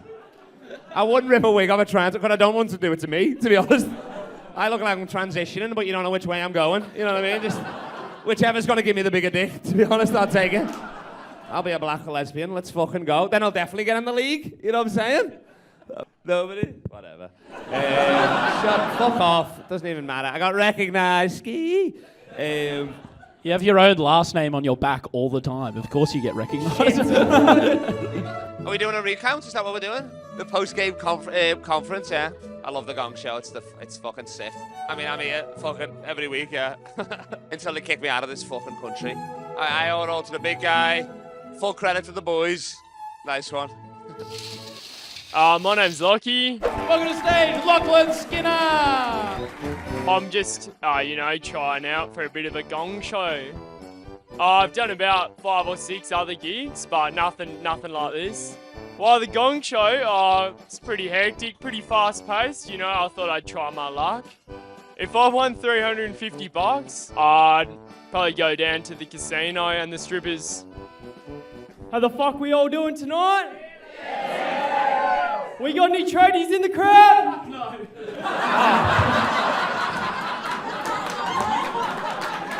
Are they all at home smoking meth? Like, nah.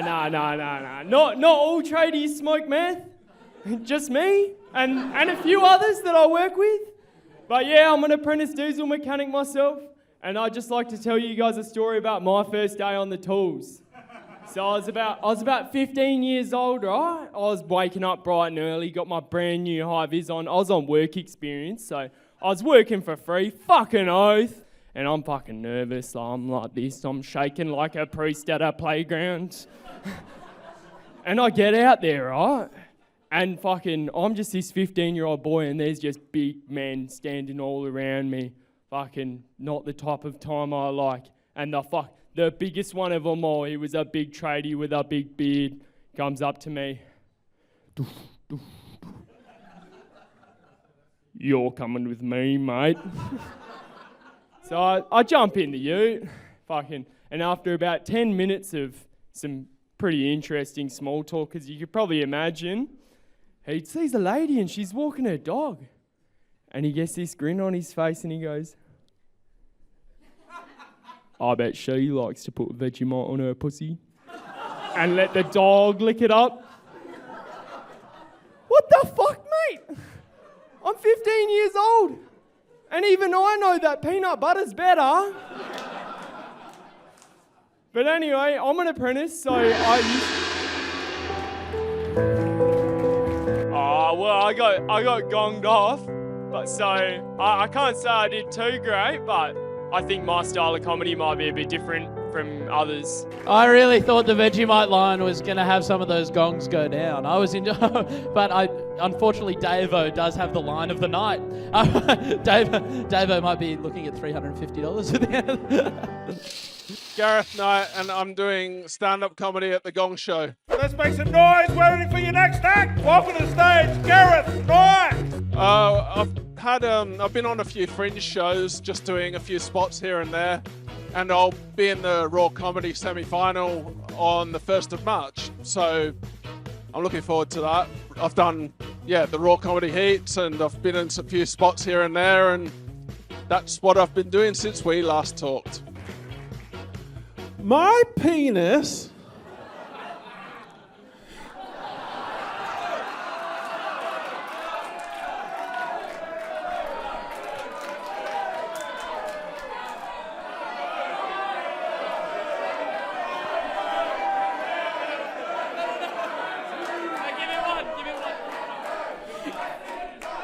Have you guys noticed how playing with your penis, I don't know what that was. Have you guys noticed how playing with your penis is a lot like fishing? Because you get fined for doing it in front of Cicerellos.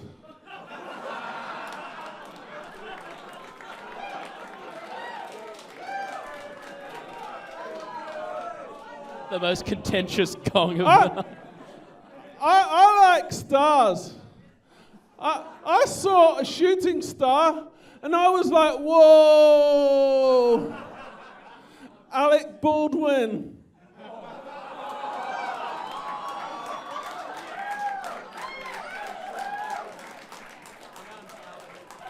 My chiropractor told me to start exercising with resistance bands.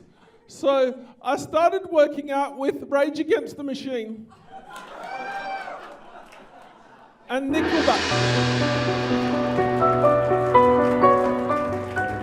Honestly, I thought I was doing all right. I felt ripped off, but that's how it is. No, it's just the audience weren't up for it from the beginning, and I don't know. It's just like first 2 words, and they were already holding up the gong. So don't know. They didn't get to hear my jokes, so. Good grief, that was like, God, the sheer begs from some of you. No! Please! Yeah, I always come back. Yeah.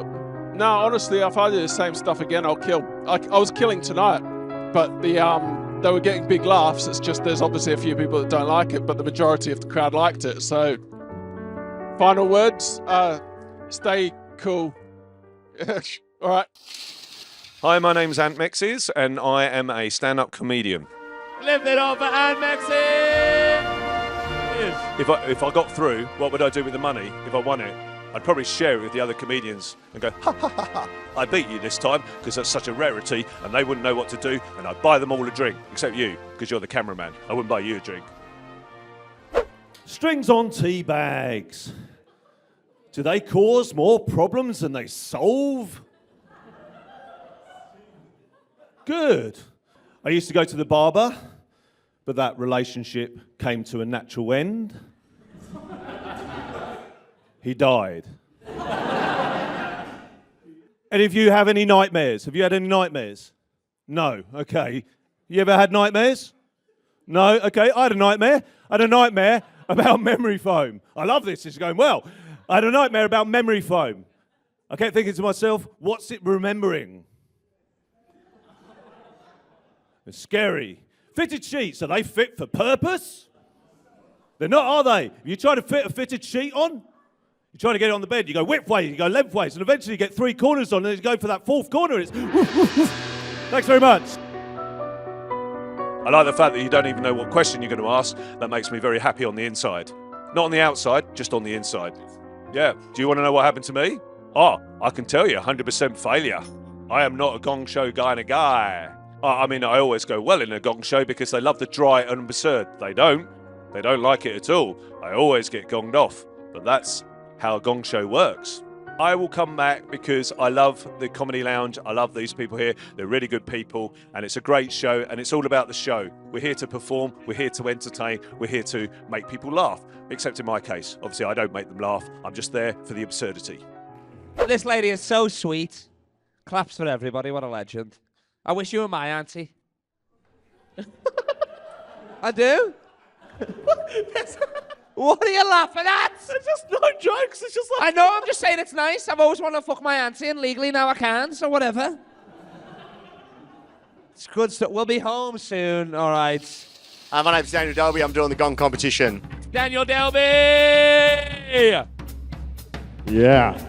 Has anyone had any nightmares? I'm doing the Gong Show because I have no self-respect, and I want to see if my material works in front of a room of strangers that don't know me. And I fucking love feeling shit about myself on a Thursday night. How many Gong Shows have you ever done? Probably enough to know I shouldn't be here. What am I going to do with the money if I win it? A bag of cocaine with a $50 discount. What am I going to do with it? Look, $350 is nearly $400. If you know the right people, that can be a good night. Maybe I'll invest it in Dogecoin. So I just came from a golf day today from a mental health charity, which I think is fucking genius because I wasn't depressed before I went to the golf day. I picked up fucking 21 new clients, man. But I've been listening at the back, and I've seen we've got some best friends here, which is awesome. Are you best friends? I shouldn't assume that. You guys best mates? Yeah. Just to enjoy audience reaction, do you think you can have a best friend of the opposite sex? Girls, can you have a best friend of the opposite sex? Yeah. Guys, can you have a best friend of the opposite sex? Yeah. All right, interesting. I just want to, all right, girls, let me just pose this question. Your best friend, your guy best friend, you know, he messages you. Oh, actually, let's flip it the other way. Guy with his girl best mate messages, no, the girl goes to the best mate. Has anyone had nightmares before? Anyone else had strokes on stage before? Girl best mate, right, if they message a guy saying, look, you're my best friend, I'm hell horny, all I need is just as a friend, just let's have sex together just as a friend, yeah? Is the guy going? Yeah, they're already in the car, aren't they, right? Girls, if it's the other way around and the guy's like, look, you're my best friend, I just need a hand here, or more than a hand here, are you going? Okay, so all right.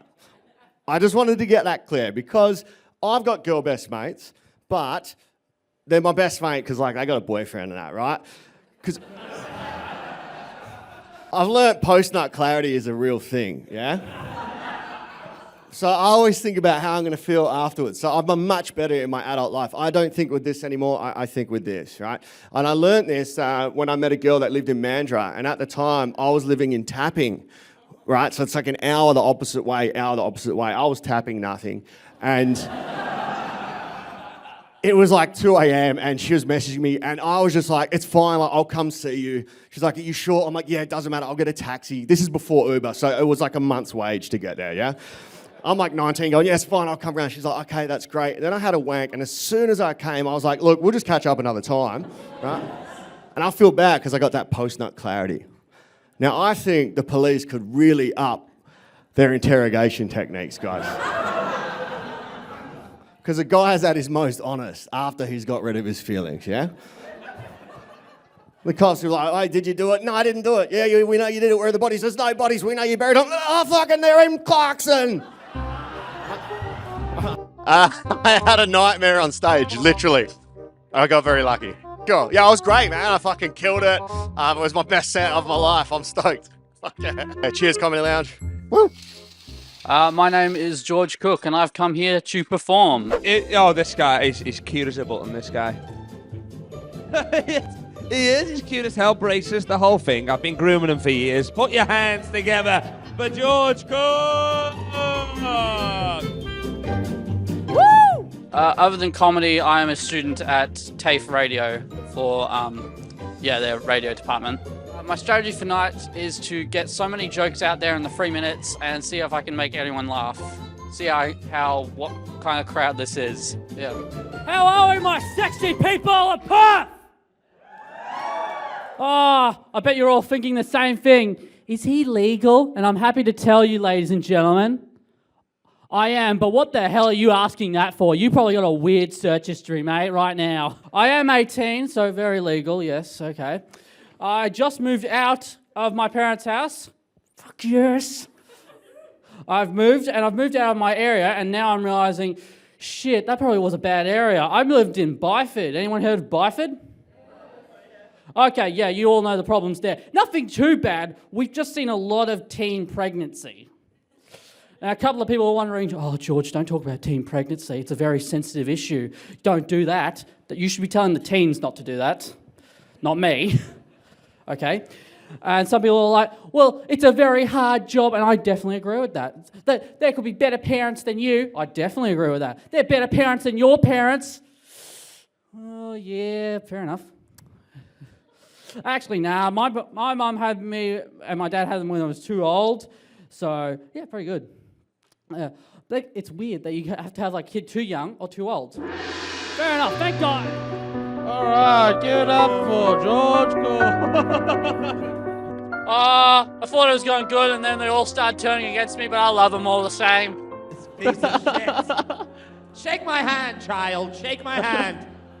It's like the Milky Bar kid never got old. Give it up for Rusty Gates. All right. I just got my fingerprints all over that child. Fuck.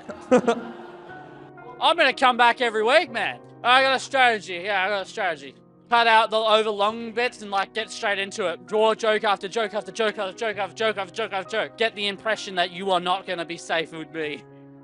Be funny. Be the best person you can be. Stay healthy, my peeps. My name's Chad. I'm here because I want to be on stage. Chad Von Chad, his name is. Let's get ready. Come on.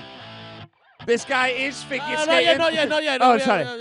So, no. I was going to build it up. That's crazy. You said Chad Von Chad and then Danny Trejo came out. He looked like he ate the Foo Fighters, this guy. Let's give it up. You know him briefly. Lift it up for Chad Von Chad. This is my second time doing it, and we'll see how it goes. Made it to the finals, but I didn't win, but I was kind of happy with it. I'm just happy for the stage time, so.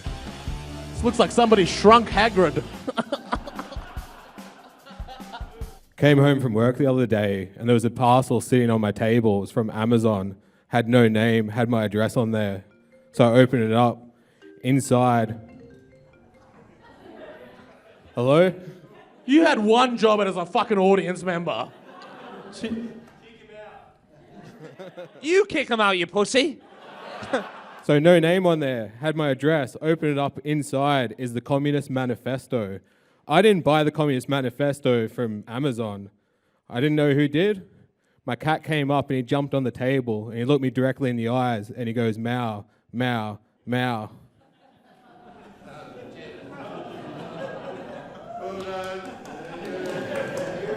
Hey. So the WWE recently hosted the Elimination Chamber in Perth. It was a big event. At the same time, the Taliban executed 2 people in their own sporting stadiums. It was also called the Elimination Chamber. I like that one. So I like looking up terrible things that happen in history. And one of these terrible things I found out was that Adolf Hitler created breast cancer awareness. It's a pretty terrible thing. This guy who killed 12 million people in the Holocaust saved 100 million people later on. Terrible fact. But like my brain keeps like spiraling on these thoughts, and I was wondering, like, makes a lot of sense when you see these breast cancer awareness marches because a lot of skinheads attend them. Thank you very much. Well, it wasn't the best. I think I was up there for maybe a minute. I got some dirty looks, which is kind of fun in its own way, I guess. Wrong type of show for it, but yeah, I liked it. I thought I was going to get gonned off last time, but like I'm more annoyed I didn't get that stage time. I wanted to be down stage a bit longer, but it's also kind of funny getting gonged off as well. For me, I feel like I've won in a way. Give it up for Chad, who's wearing his one bit of clothing that's not a band t-shirt. Yo, what's up? This is your boy Emo Majok. For my man, Emo Majok. Back at the Comedy Lounge at the Gong Show. Gong King is back, baby. My girlfriend was just in town as well. She just took off. We're like polar opposites. I live in Perth. She lives in Canada. Even our religions are different. Like this is my forever partner. Like I want to spend the rest of my life with her. But we have 2 different religions. Like I'm Christian. She's Muslim. Every time we get in an argument, I'm like, joke's on you. I'm going to heaven. She is Muslim though. She's Muslim. She's not your conventional Muslim though. She's modern. Like she talks back. 1.5 billion Muslims, and I got that one. I love my lady. I just got back from doing a cruise. I do cruise ships. I was on the cruise ship. I was like the youngest person on there. I don't know if you've ever been on a cruise, man, but like the passengers on board, it's like kind of like their last cruise, if you know what I mean. They don't got a lot of repeat customers. I was running down to the gig earlier, man. And I saw a homeless guy with a puppy, and I thought that was kind of selfish. Like I thought the guy was holding the puppy back from his full potential. So I gave him a 5, and I said, "You can do better."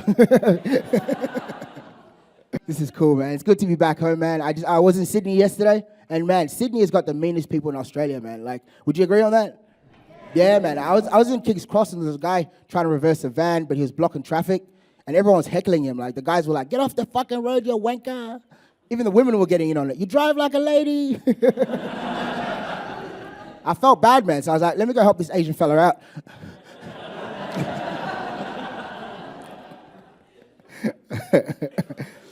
Sydney hasn't got the meanest people though. The meanest people are in Brisbane, man. Like the meanest people are in Brisbane. Like, have you ever been to Brisbane? Yeah, the racism there is just...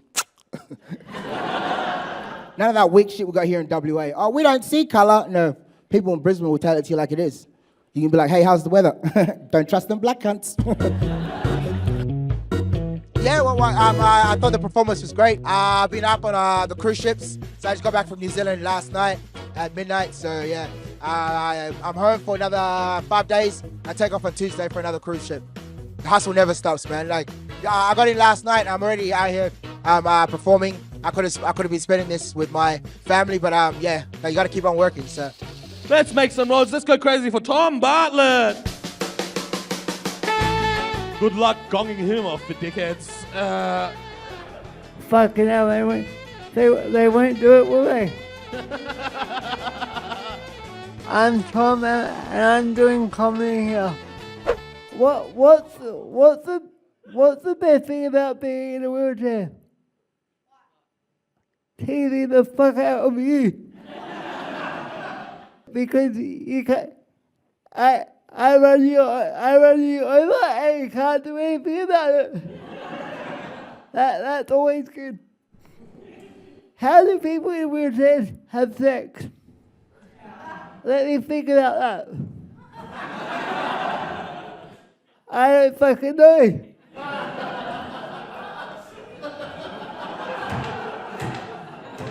Why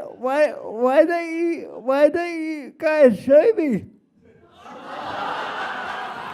Go, Kyle. Fuck, I know how they do it.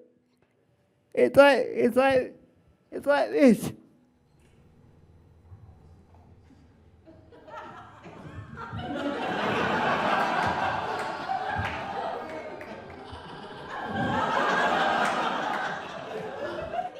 I was in the lift the other day, and I was in the lift coming here, and Chris goes, "What do you think, Chris?" I was like, oh, Tom, you still need a wheelchair for that big dick of yours. He's not actually disabled, he's just got a fucking hog, you know? No. That. I know, we fucked, you know what I mean? It was great. That's why he's in a wheelchair. I still can't walk. I was talking to my physio the other day, and she's like, "Fuck, Tom, you growing?" And I'm like, "Yeah, growing where?" No, me and my physio are cool. I pay her well. I pay her wages. She should pay mine. All right, turning into Weinstein over here. Then. Fucking hell. How do you think I went? I didn't think I would be that good, but... Tom's the Gong Show regular. We fucking love him here. One more time for Tom Bartlett, ladies and gentlemen. Absolute champion. Ladies and gentlemen, let's bring up your next one, Leevo Larm. Hey, I'm Leevo, and I'm trying on stand-up comedy. I came here for a Gong Show. Hi there. And just put the voice recorder on first. You know, failure is, it happens all the time. For me, it's a win. Yeah, been pretty good, pretty devastated, bit of everything. And yeah, excited to be back. Hey, how's it going? You know, watching your own open mic sets is pretty fucking cringe. It's like watching your parents' sex tape. Like, I want to look away, but damn, daddy got some moves.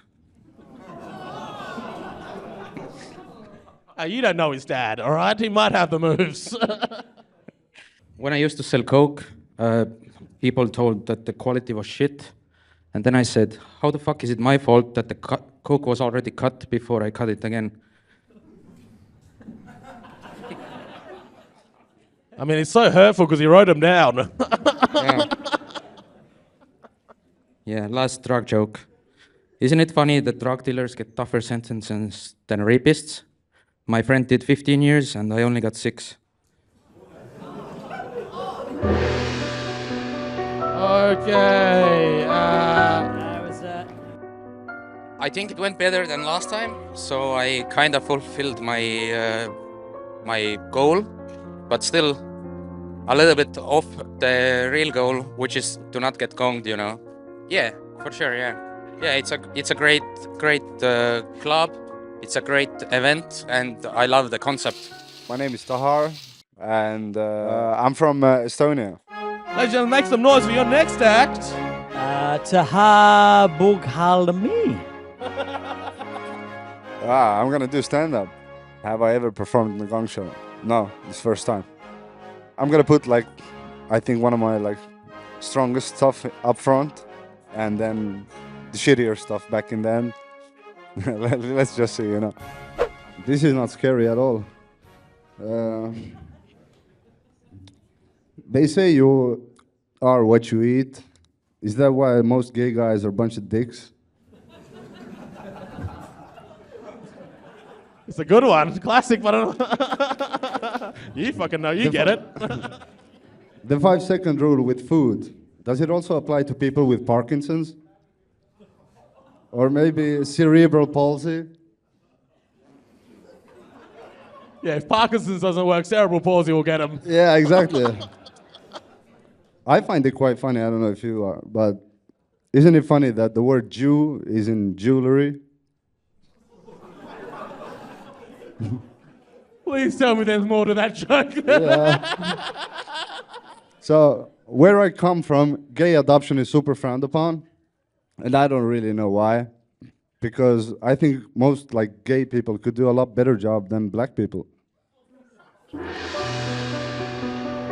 Can I end the punchline? Oh, wait, what? Okay, he wants to try and recover from that. Why? Who's clapping? You know what I mean? But hey, all right, go on. What's your there's one minority you missed out on. He just wants to fucking nail it. Instead of having no dad, you can have two. All right, fucking. I think it went pretty well. Like, I got far enough for my first time. I haven't done comedy for a lot, so I think it went like quite well for me. All right, fucking A. Just the finish, guys. Just fucking thrown down. I love it. Maybe less racist jokes. Well, I got gonged after my black joke, so I think this is great. I will be back. Yeah, of course. Fucking awesome. A lot of people, everything is fucking great. Hey, my name is Ian Burke. Give it up for Ian Burke. This is my first ever Gong Show. Why the Gong Show? To be honest, I just moved here and I've been trying to get any gig I can, and my friend linked me up with this, and I was just like, I just hoped I'd get a gig out of it. That was the goal. But I am from Ireland. I've been here for a month. I moved here at the start of February on the year-long visa and just wanted to change the scenery, wanted to try the comedy scene here, and so far I'm absolutely loving it. Hi, my name is Ian, and I just moved here from Ireland. I think I just thank you.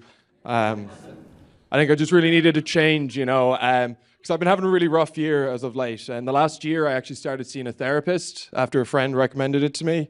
My friend is called Court Ordered, and he says to me a lot of my problems come from my childhood. Because growing up, I was always the disappointing child in my family.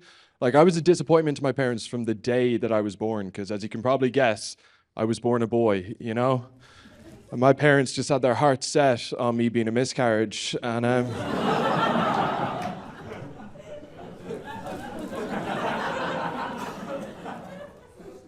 yeah, no, my whole childhood was pretty rough. I used to struggle a lot in school, and I think part of it is because teachers always ask really stupid questions. They're like, how do you know when a noun is possessive? I don't know, does it get angry when you talk to other people? But school did eventually get easier for me, though, because I ended up being the most popular guy in my entire year. That's because I was the first guy in my year to lose his virginity, and everyone was so jealous because Father Michael could have had any of the altar boys. Yeah, my teenage years were pretty rough, too. I used to have one of those moms, she'd never knock before opening a door. And I don't know if you know this about teenage boys, but we all go through a period in our life where we are uncontrollably horny all the time.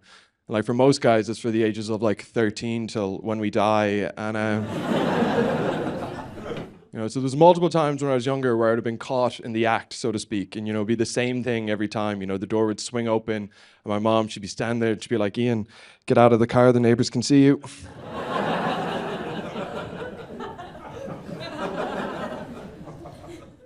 And then she'd drag me back into the house by the belt I have wrapped around my neck.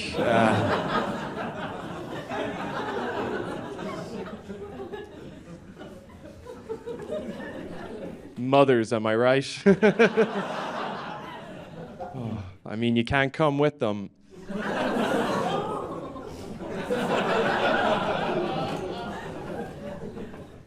Strategy was just pick what I thought are my strongest jokes and fucking roll with it. I knew going in, I was like, go dark from the start.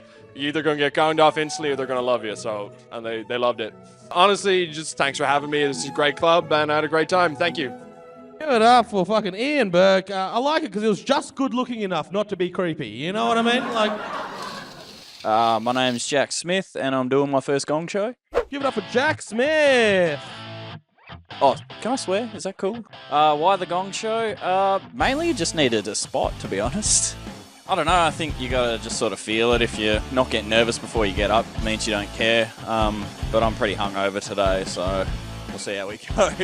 Other than comedy, I'm a tradesman, and other than that, it's just fucking video games, I guess. Thanks. Was it weird bringing your son to work, Tom? All right, so I guess I'll tell you guys a bit about myself. I was born at an incredibly young age. All right, cool, you seem on board. 18 months after my birth, my parents had a terrible accident. My sister. All right, I'm joking already. Just going me off. Nah, let's see what you got, baby. All right, Come on, cool. let's... Sick. So my last relationship was a long-distance relationship. Well, she just called it a restraining order. In all seriousness, though, I am in a relationship now. It is great. I love it a bits. But I miss being single. I miss the chase. I miss women playing hard to get. So every time I get that feeling and my partner's not home, I just glue my fleshlight to the Roomba and give it a 30-second head start. Scratches that itch. All right. I'm still very early stages, so I'm just learning the fundamentals. Eventually I'd like to do long-winded stories, but figured fundamentals first, you know? That's weird, because Fleshlight was his prison nickname. Okay. Oh, fuck you. You saw him. My name's Nikki Valentine and I'm here for Gong Night.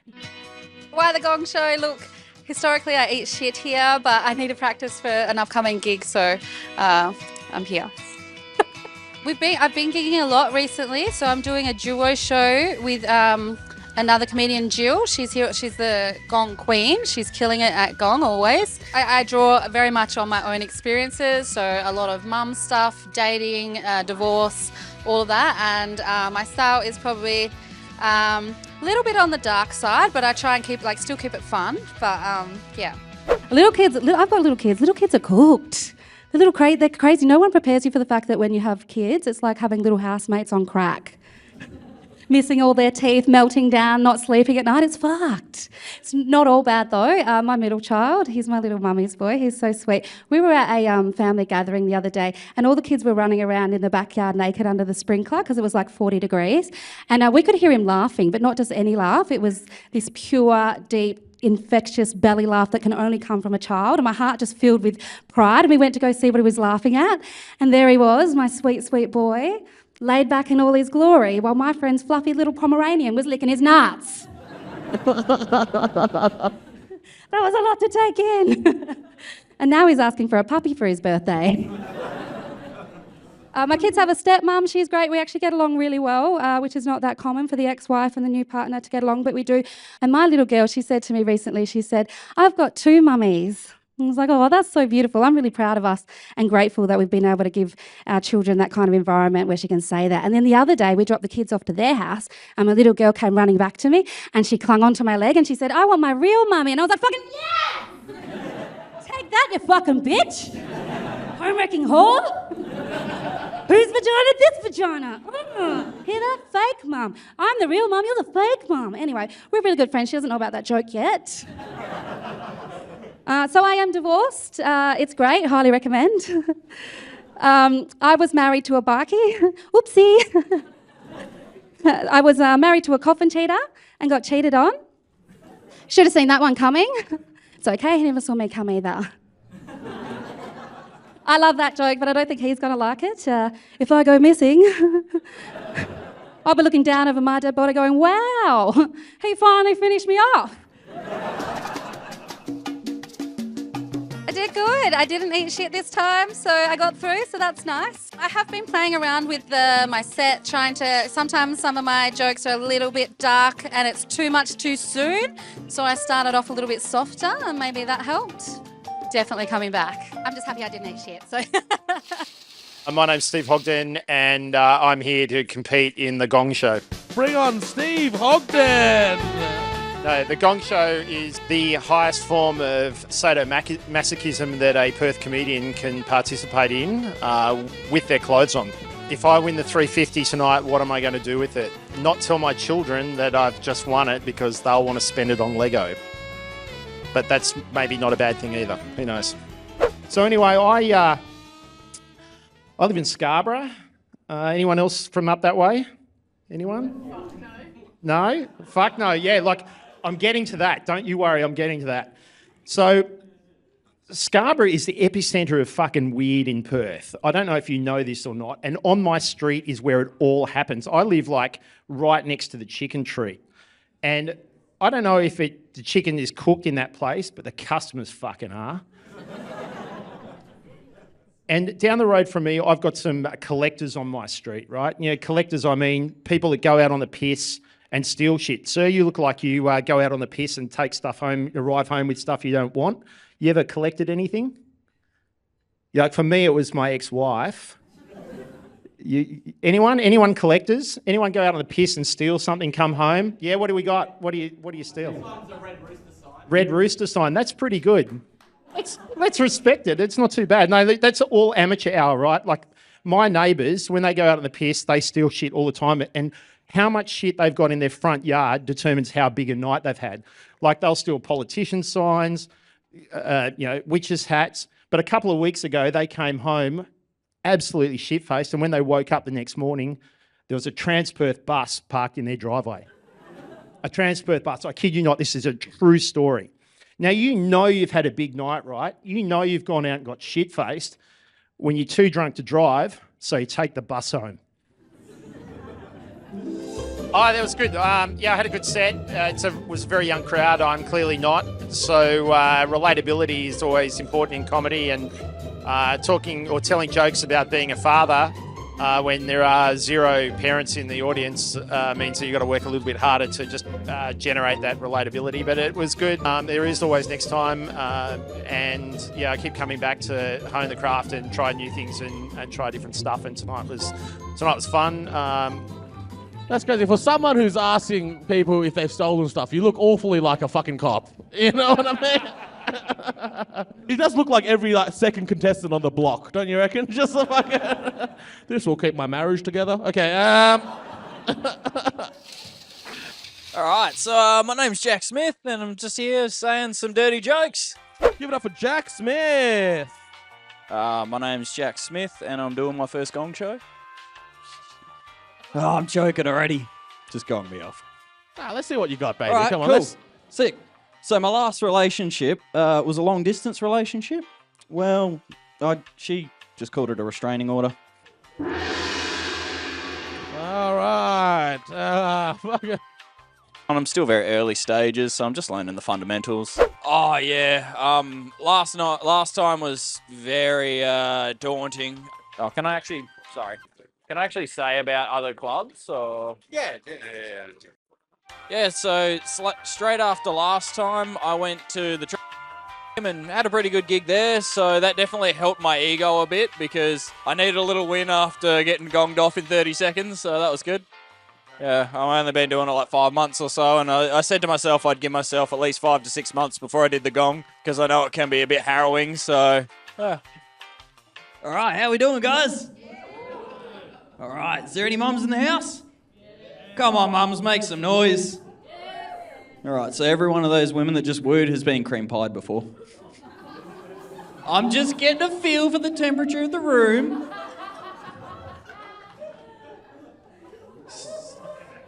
So it might surprise some of you guys to know I'm in a relationship. It's good. I love my partner. She's wicked, but I miss being single. I miss the chase. I miss women playing hard to get. And every now and again when that feeling bubbles up and she's not in the house, I just glue my fleshlight to the Roomba, give it a 30-second head start. I'm regretting getting aioli.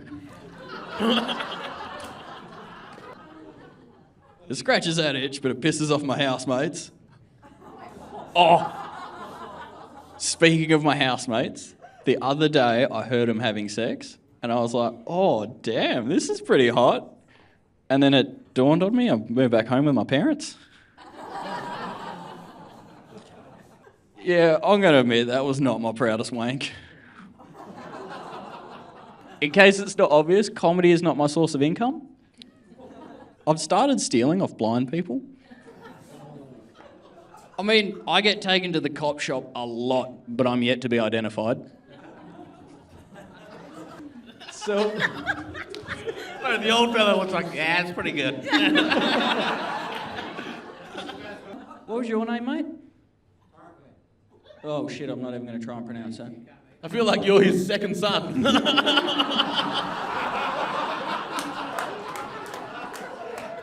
In case the bald head didn't give it away, guys.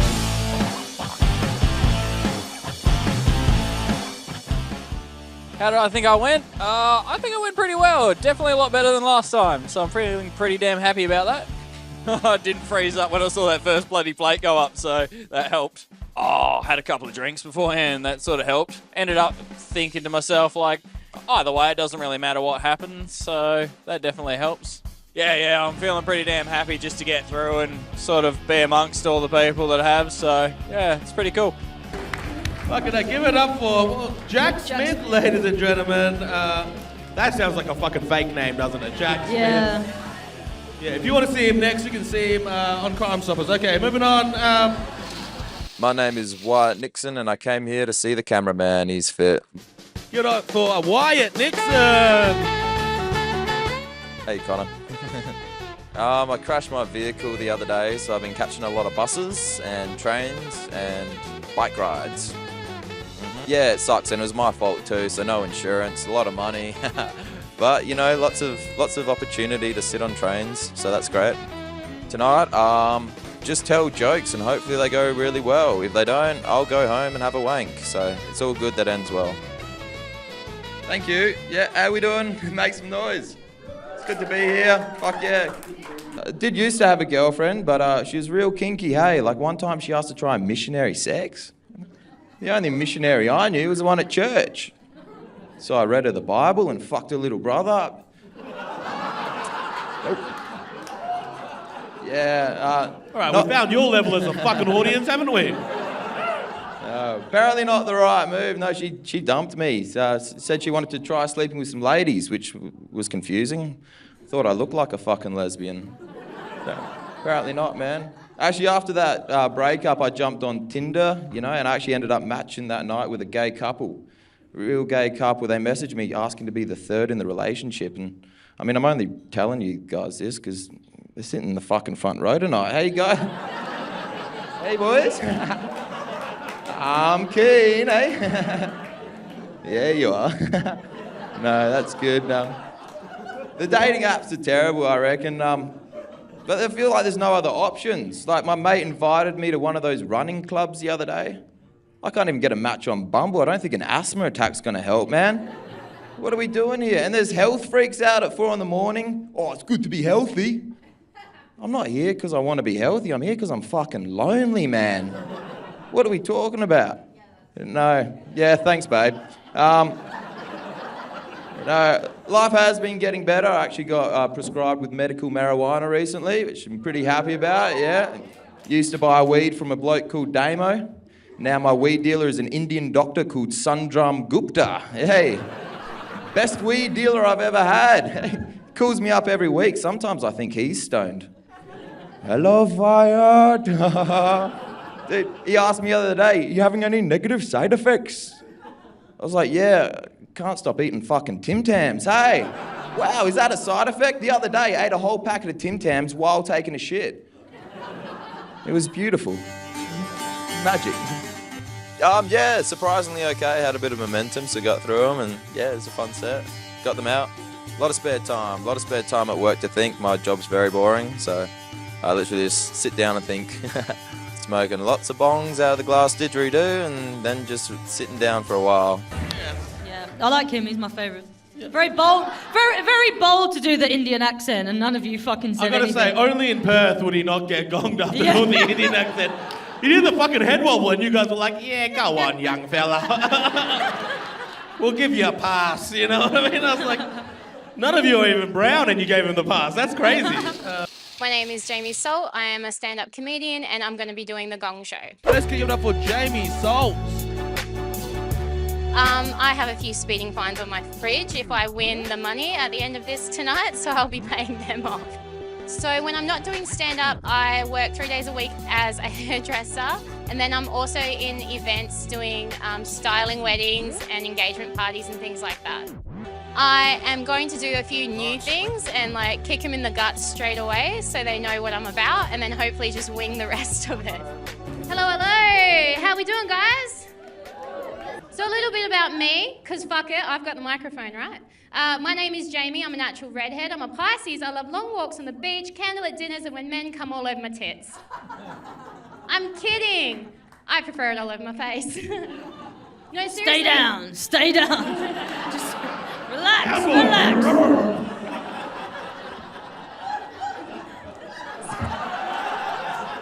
No, so it's my new skincare routine, okay, ladies? Hear me out. Just get him to jizz all over your pretty face right before bed, okay? Rub it in. It works amazingly for those little crow's feet and those lines around your mouth and those horrible memories of when you had to live with your step-uncle for a few years. Strap in or strap on, because it's just going to get worse, okay? Like, it's just going to get bad. So I'm a single mum. All right, so, but when I go on dates with people, I don't tell them I've got kids. And it's not lying, it's just my kids aren't looking for a daddy. I am.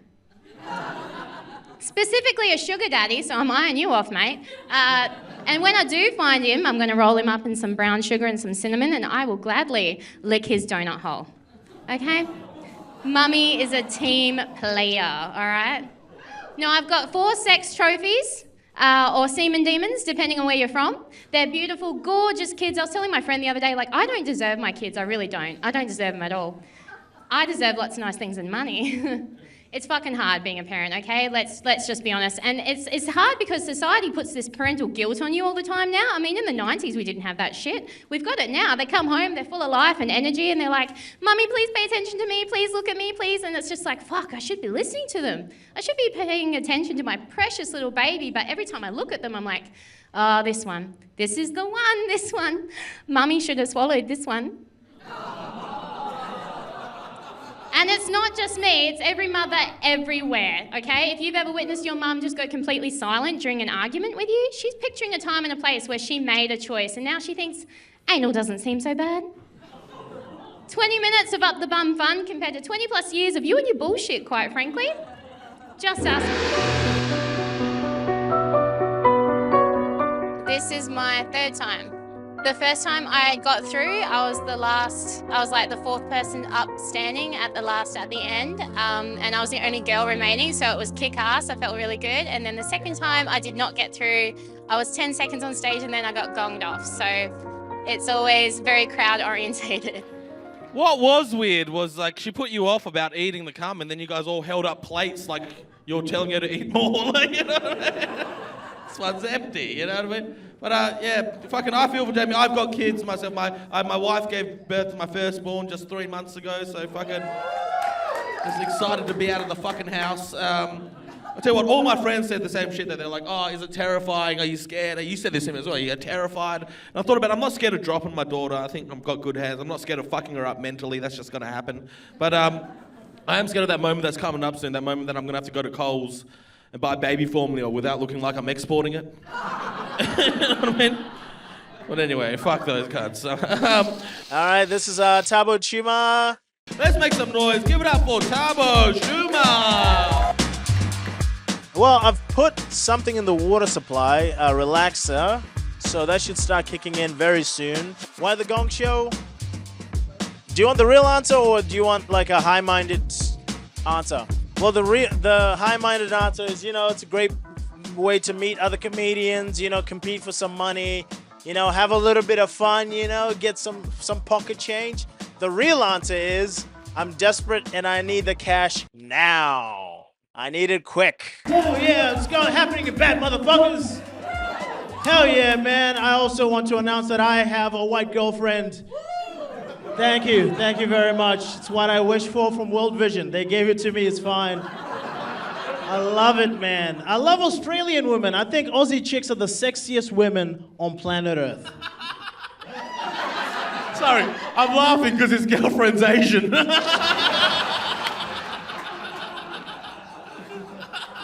Let's not ruin the joke, Chris.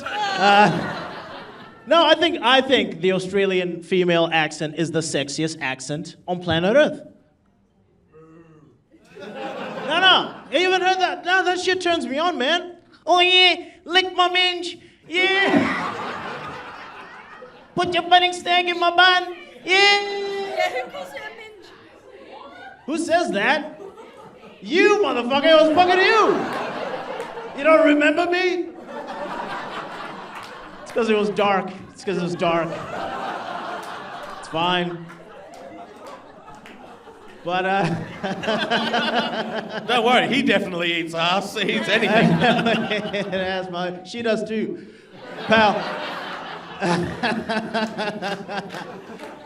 No, I love the missus. Like Sarah, I also suck at dirty talking, man. I just can't get it going, you know? Like, I don't know what to say.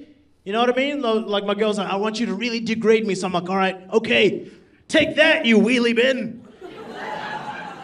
Yeah, you're not even recycling, you're general waste. You're a red top bin at the dog park. You stink. Or sometimes I just turn Jamaican for no reason. You ever do that when you're fucking? You just turn Jamaican? That'd be amazing if you said yes. Yeah. No, I see it in his eyes. Nah, she'd be like, oh, your dick is so big, daddy. I'm like, it is so big, brother. That right, no bomba clot, that big dick. Is there a better word in the English language than bomba clot? Honestly. Could use it for anything, man. You'd be like, this drink is so good, bomba clot. Anyway. So, it was my girlfriend's birthday the other day. She just turned 18. And been together now 4.5 years. And I'm kidding. I don't know her birthday, actually. I dated a lady who was much older than me before her. She was 56. Yeah, man, it felt like, she said, she broke up with me, she said, I feel like I'm robbing the cradle. And I'm like, well, I feel like I'm robbing the grave. Robbing the grave. Okay. How do I think I went? Well, I think this is my last address. I don't think I'm gonna get that money, but I had fun while doing it. More like robbing his chances to win the money. Give it up for that bumper clot. I tried to incorporate the word bumbleclot into a punchline until I realized the people don't watch the same Jamaican TikToks that I do.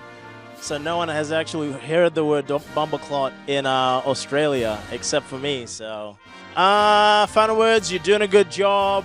I'm loving this series. I don't know, what is this for? All right, thanks, man. I'm Slappy T. Give it up for Slappy T. I've come across to WA just to get a taste of the real beastie audiences you guys have here.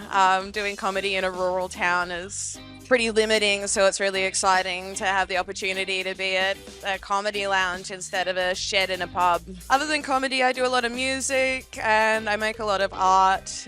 You can follow my music at Talia Kobe. I don't know what else I do. I smoke a lot of weed.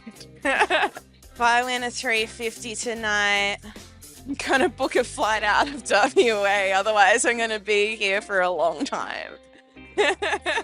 Hello, Perth, it's amazing to be here. Let me acknowledge the elephant in the room. I know that it looks like I'm here to take the gluten out of your bread. I'm not here to confiscate your milk. I just look like this because I'm from a town called Nimbin. Yeah, we have a few weed smokers in the house. Of course.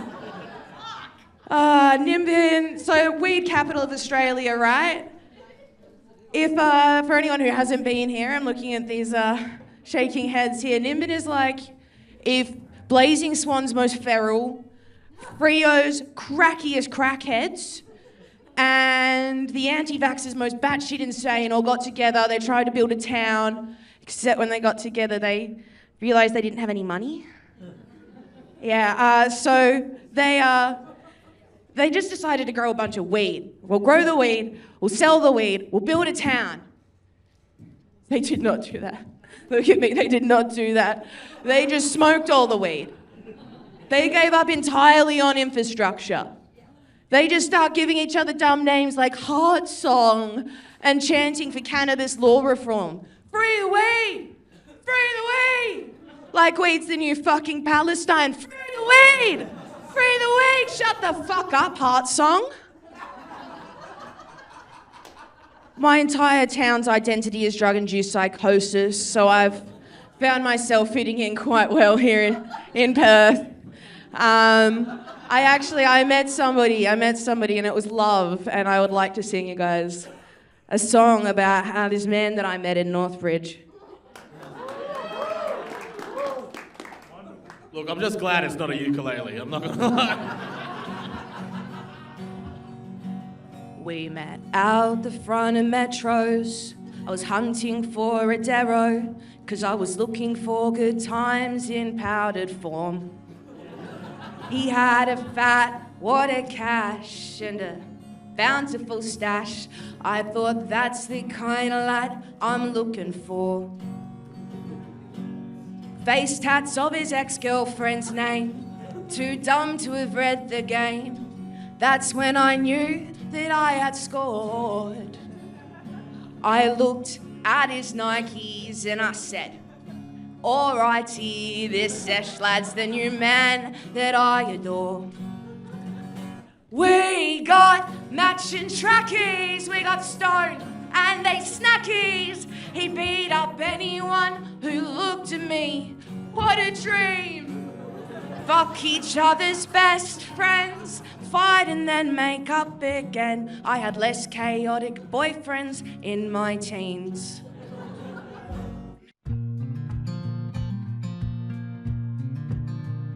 I think I went all right. I didn't get to finish, so I'm going to come back next week. I'm going to have some sharper jokes and just try and get more punches in per minute and have a really fun time about it, because tonight was pretty fun.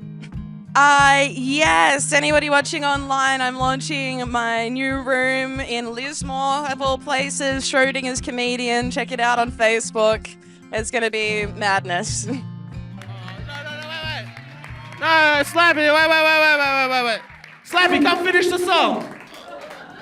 Oh, no. All right, fuck the song, all right. Fuck the song. She's like, I might win the money, dickhead, shut the fuck up. All right, guys, give it up for Slappy D, that was great. If you want to see Slappy next, you can see her reading tarot cards at the Freo markets. Okay, all right, ladies and gentlemen, that is all the Gong contestants. Round of applause for them, and let's bring on the finalists. Welcome the finalists back on stage. I'm going to hover my hand over these acts, and you just whip and cheer. Back on stage, you beautiful people. We let everybody through, did we? Fucking Gong for more, you pieces of shit. This person. Sorry, mate, you can go home. Make some noise if you want. This person should win. Not many people. The last 3 acts tonight, they're going home with some money. We have 3 people left, ladies and gents. Let's do this. Make some noise for this person. This is how you judge people in fucking prison. Turn around, give us a look at your arse and we'll clap. What are you hiding? This person here. This person here. Give it up. Second place, Corey White. And first place, Tory Griffiths, ladies and gentlemen. You winner, Andrew Wilson. White Nixon, ladies and gentlemen. The very funny Corey White. James Hackman. Yeah. You guys want to split it?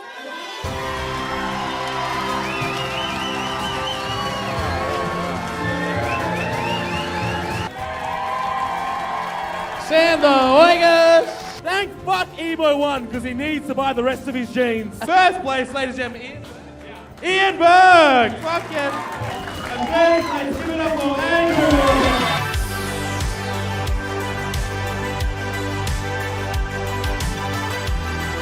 I'm Tory, disgusting, horrible car salesman. Feels good, robbing people all day, every day of their hard-earned money, and tonight I got to do it with laughs. Last week I ate a big bag of dicks on stage. This week it's the redemption season. Let's do it, baby. Oh man, I've got like a day job, but you know, that's the classic conversation. I don't really like to get into it because it's death by 1,000 cuts. Do you know what I mean? You know when the convo starts talking about your career? That is when you want to leave. Yeah, man, I will come back if they invite me. I'm excited. I met a guy called Grant Mushet that's given me some advice on comedy, so I'll email him and see when I can get back on. Yeah, Marsh has said he'll give me some advice. I met the owners, brilliant people. Comedy lounge, comedy couch, comedy beanbag. This is a good place to relax and have a good night. Thanks, man. $350 richer.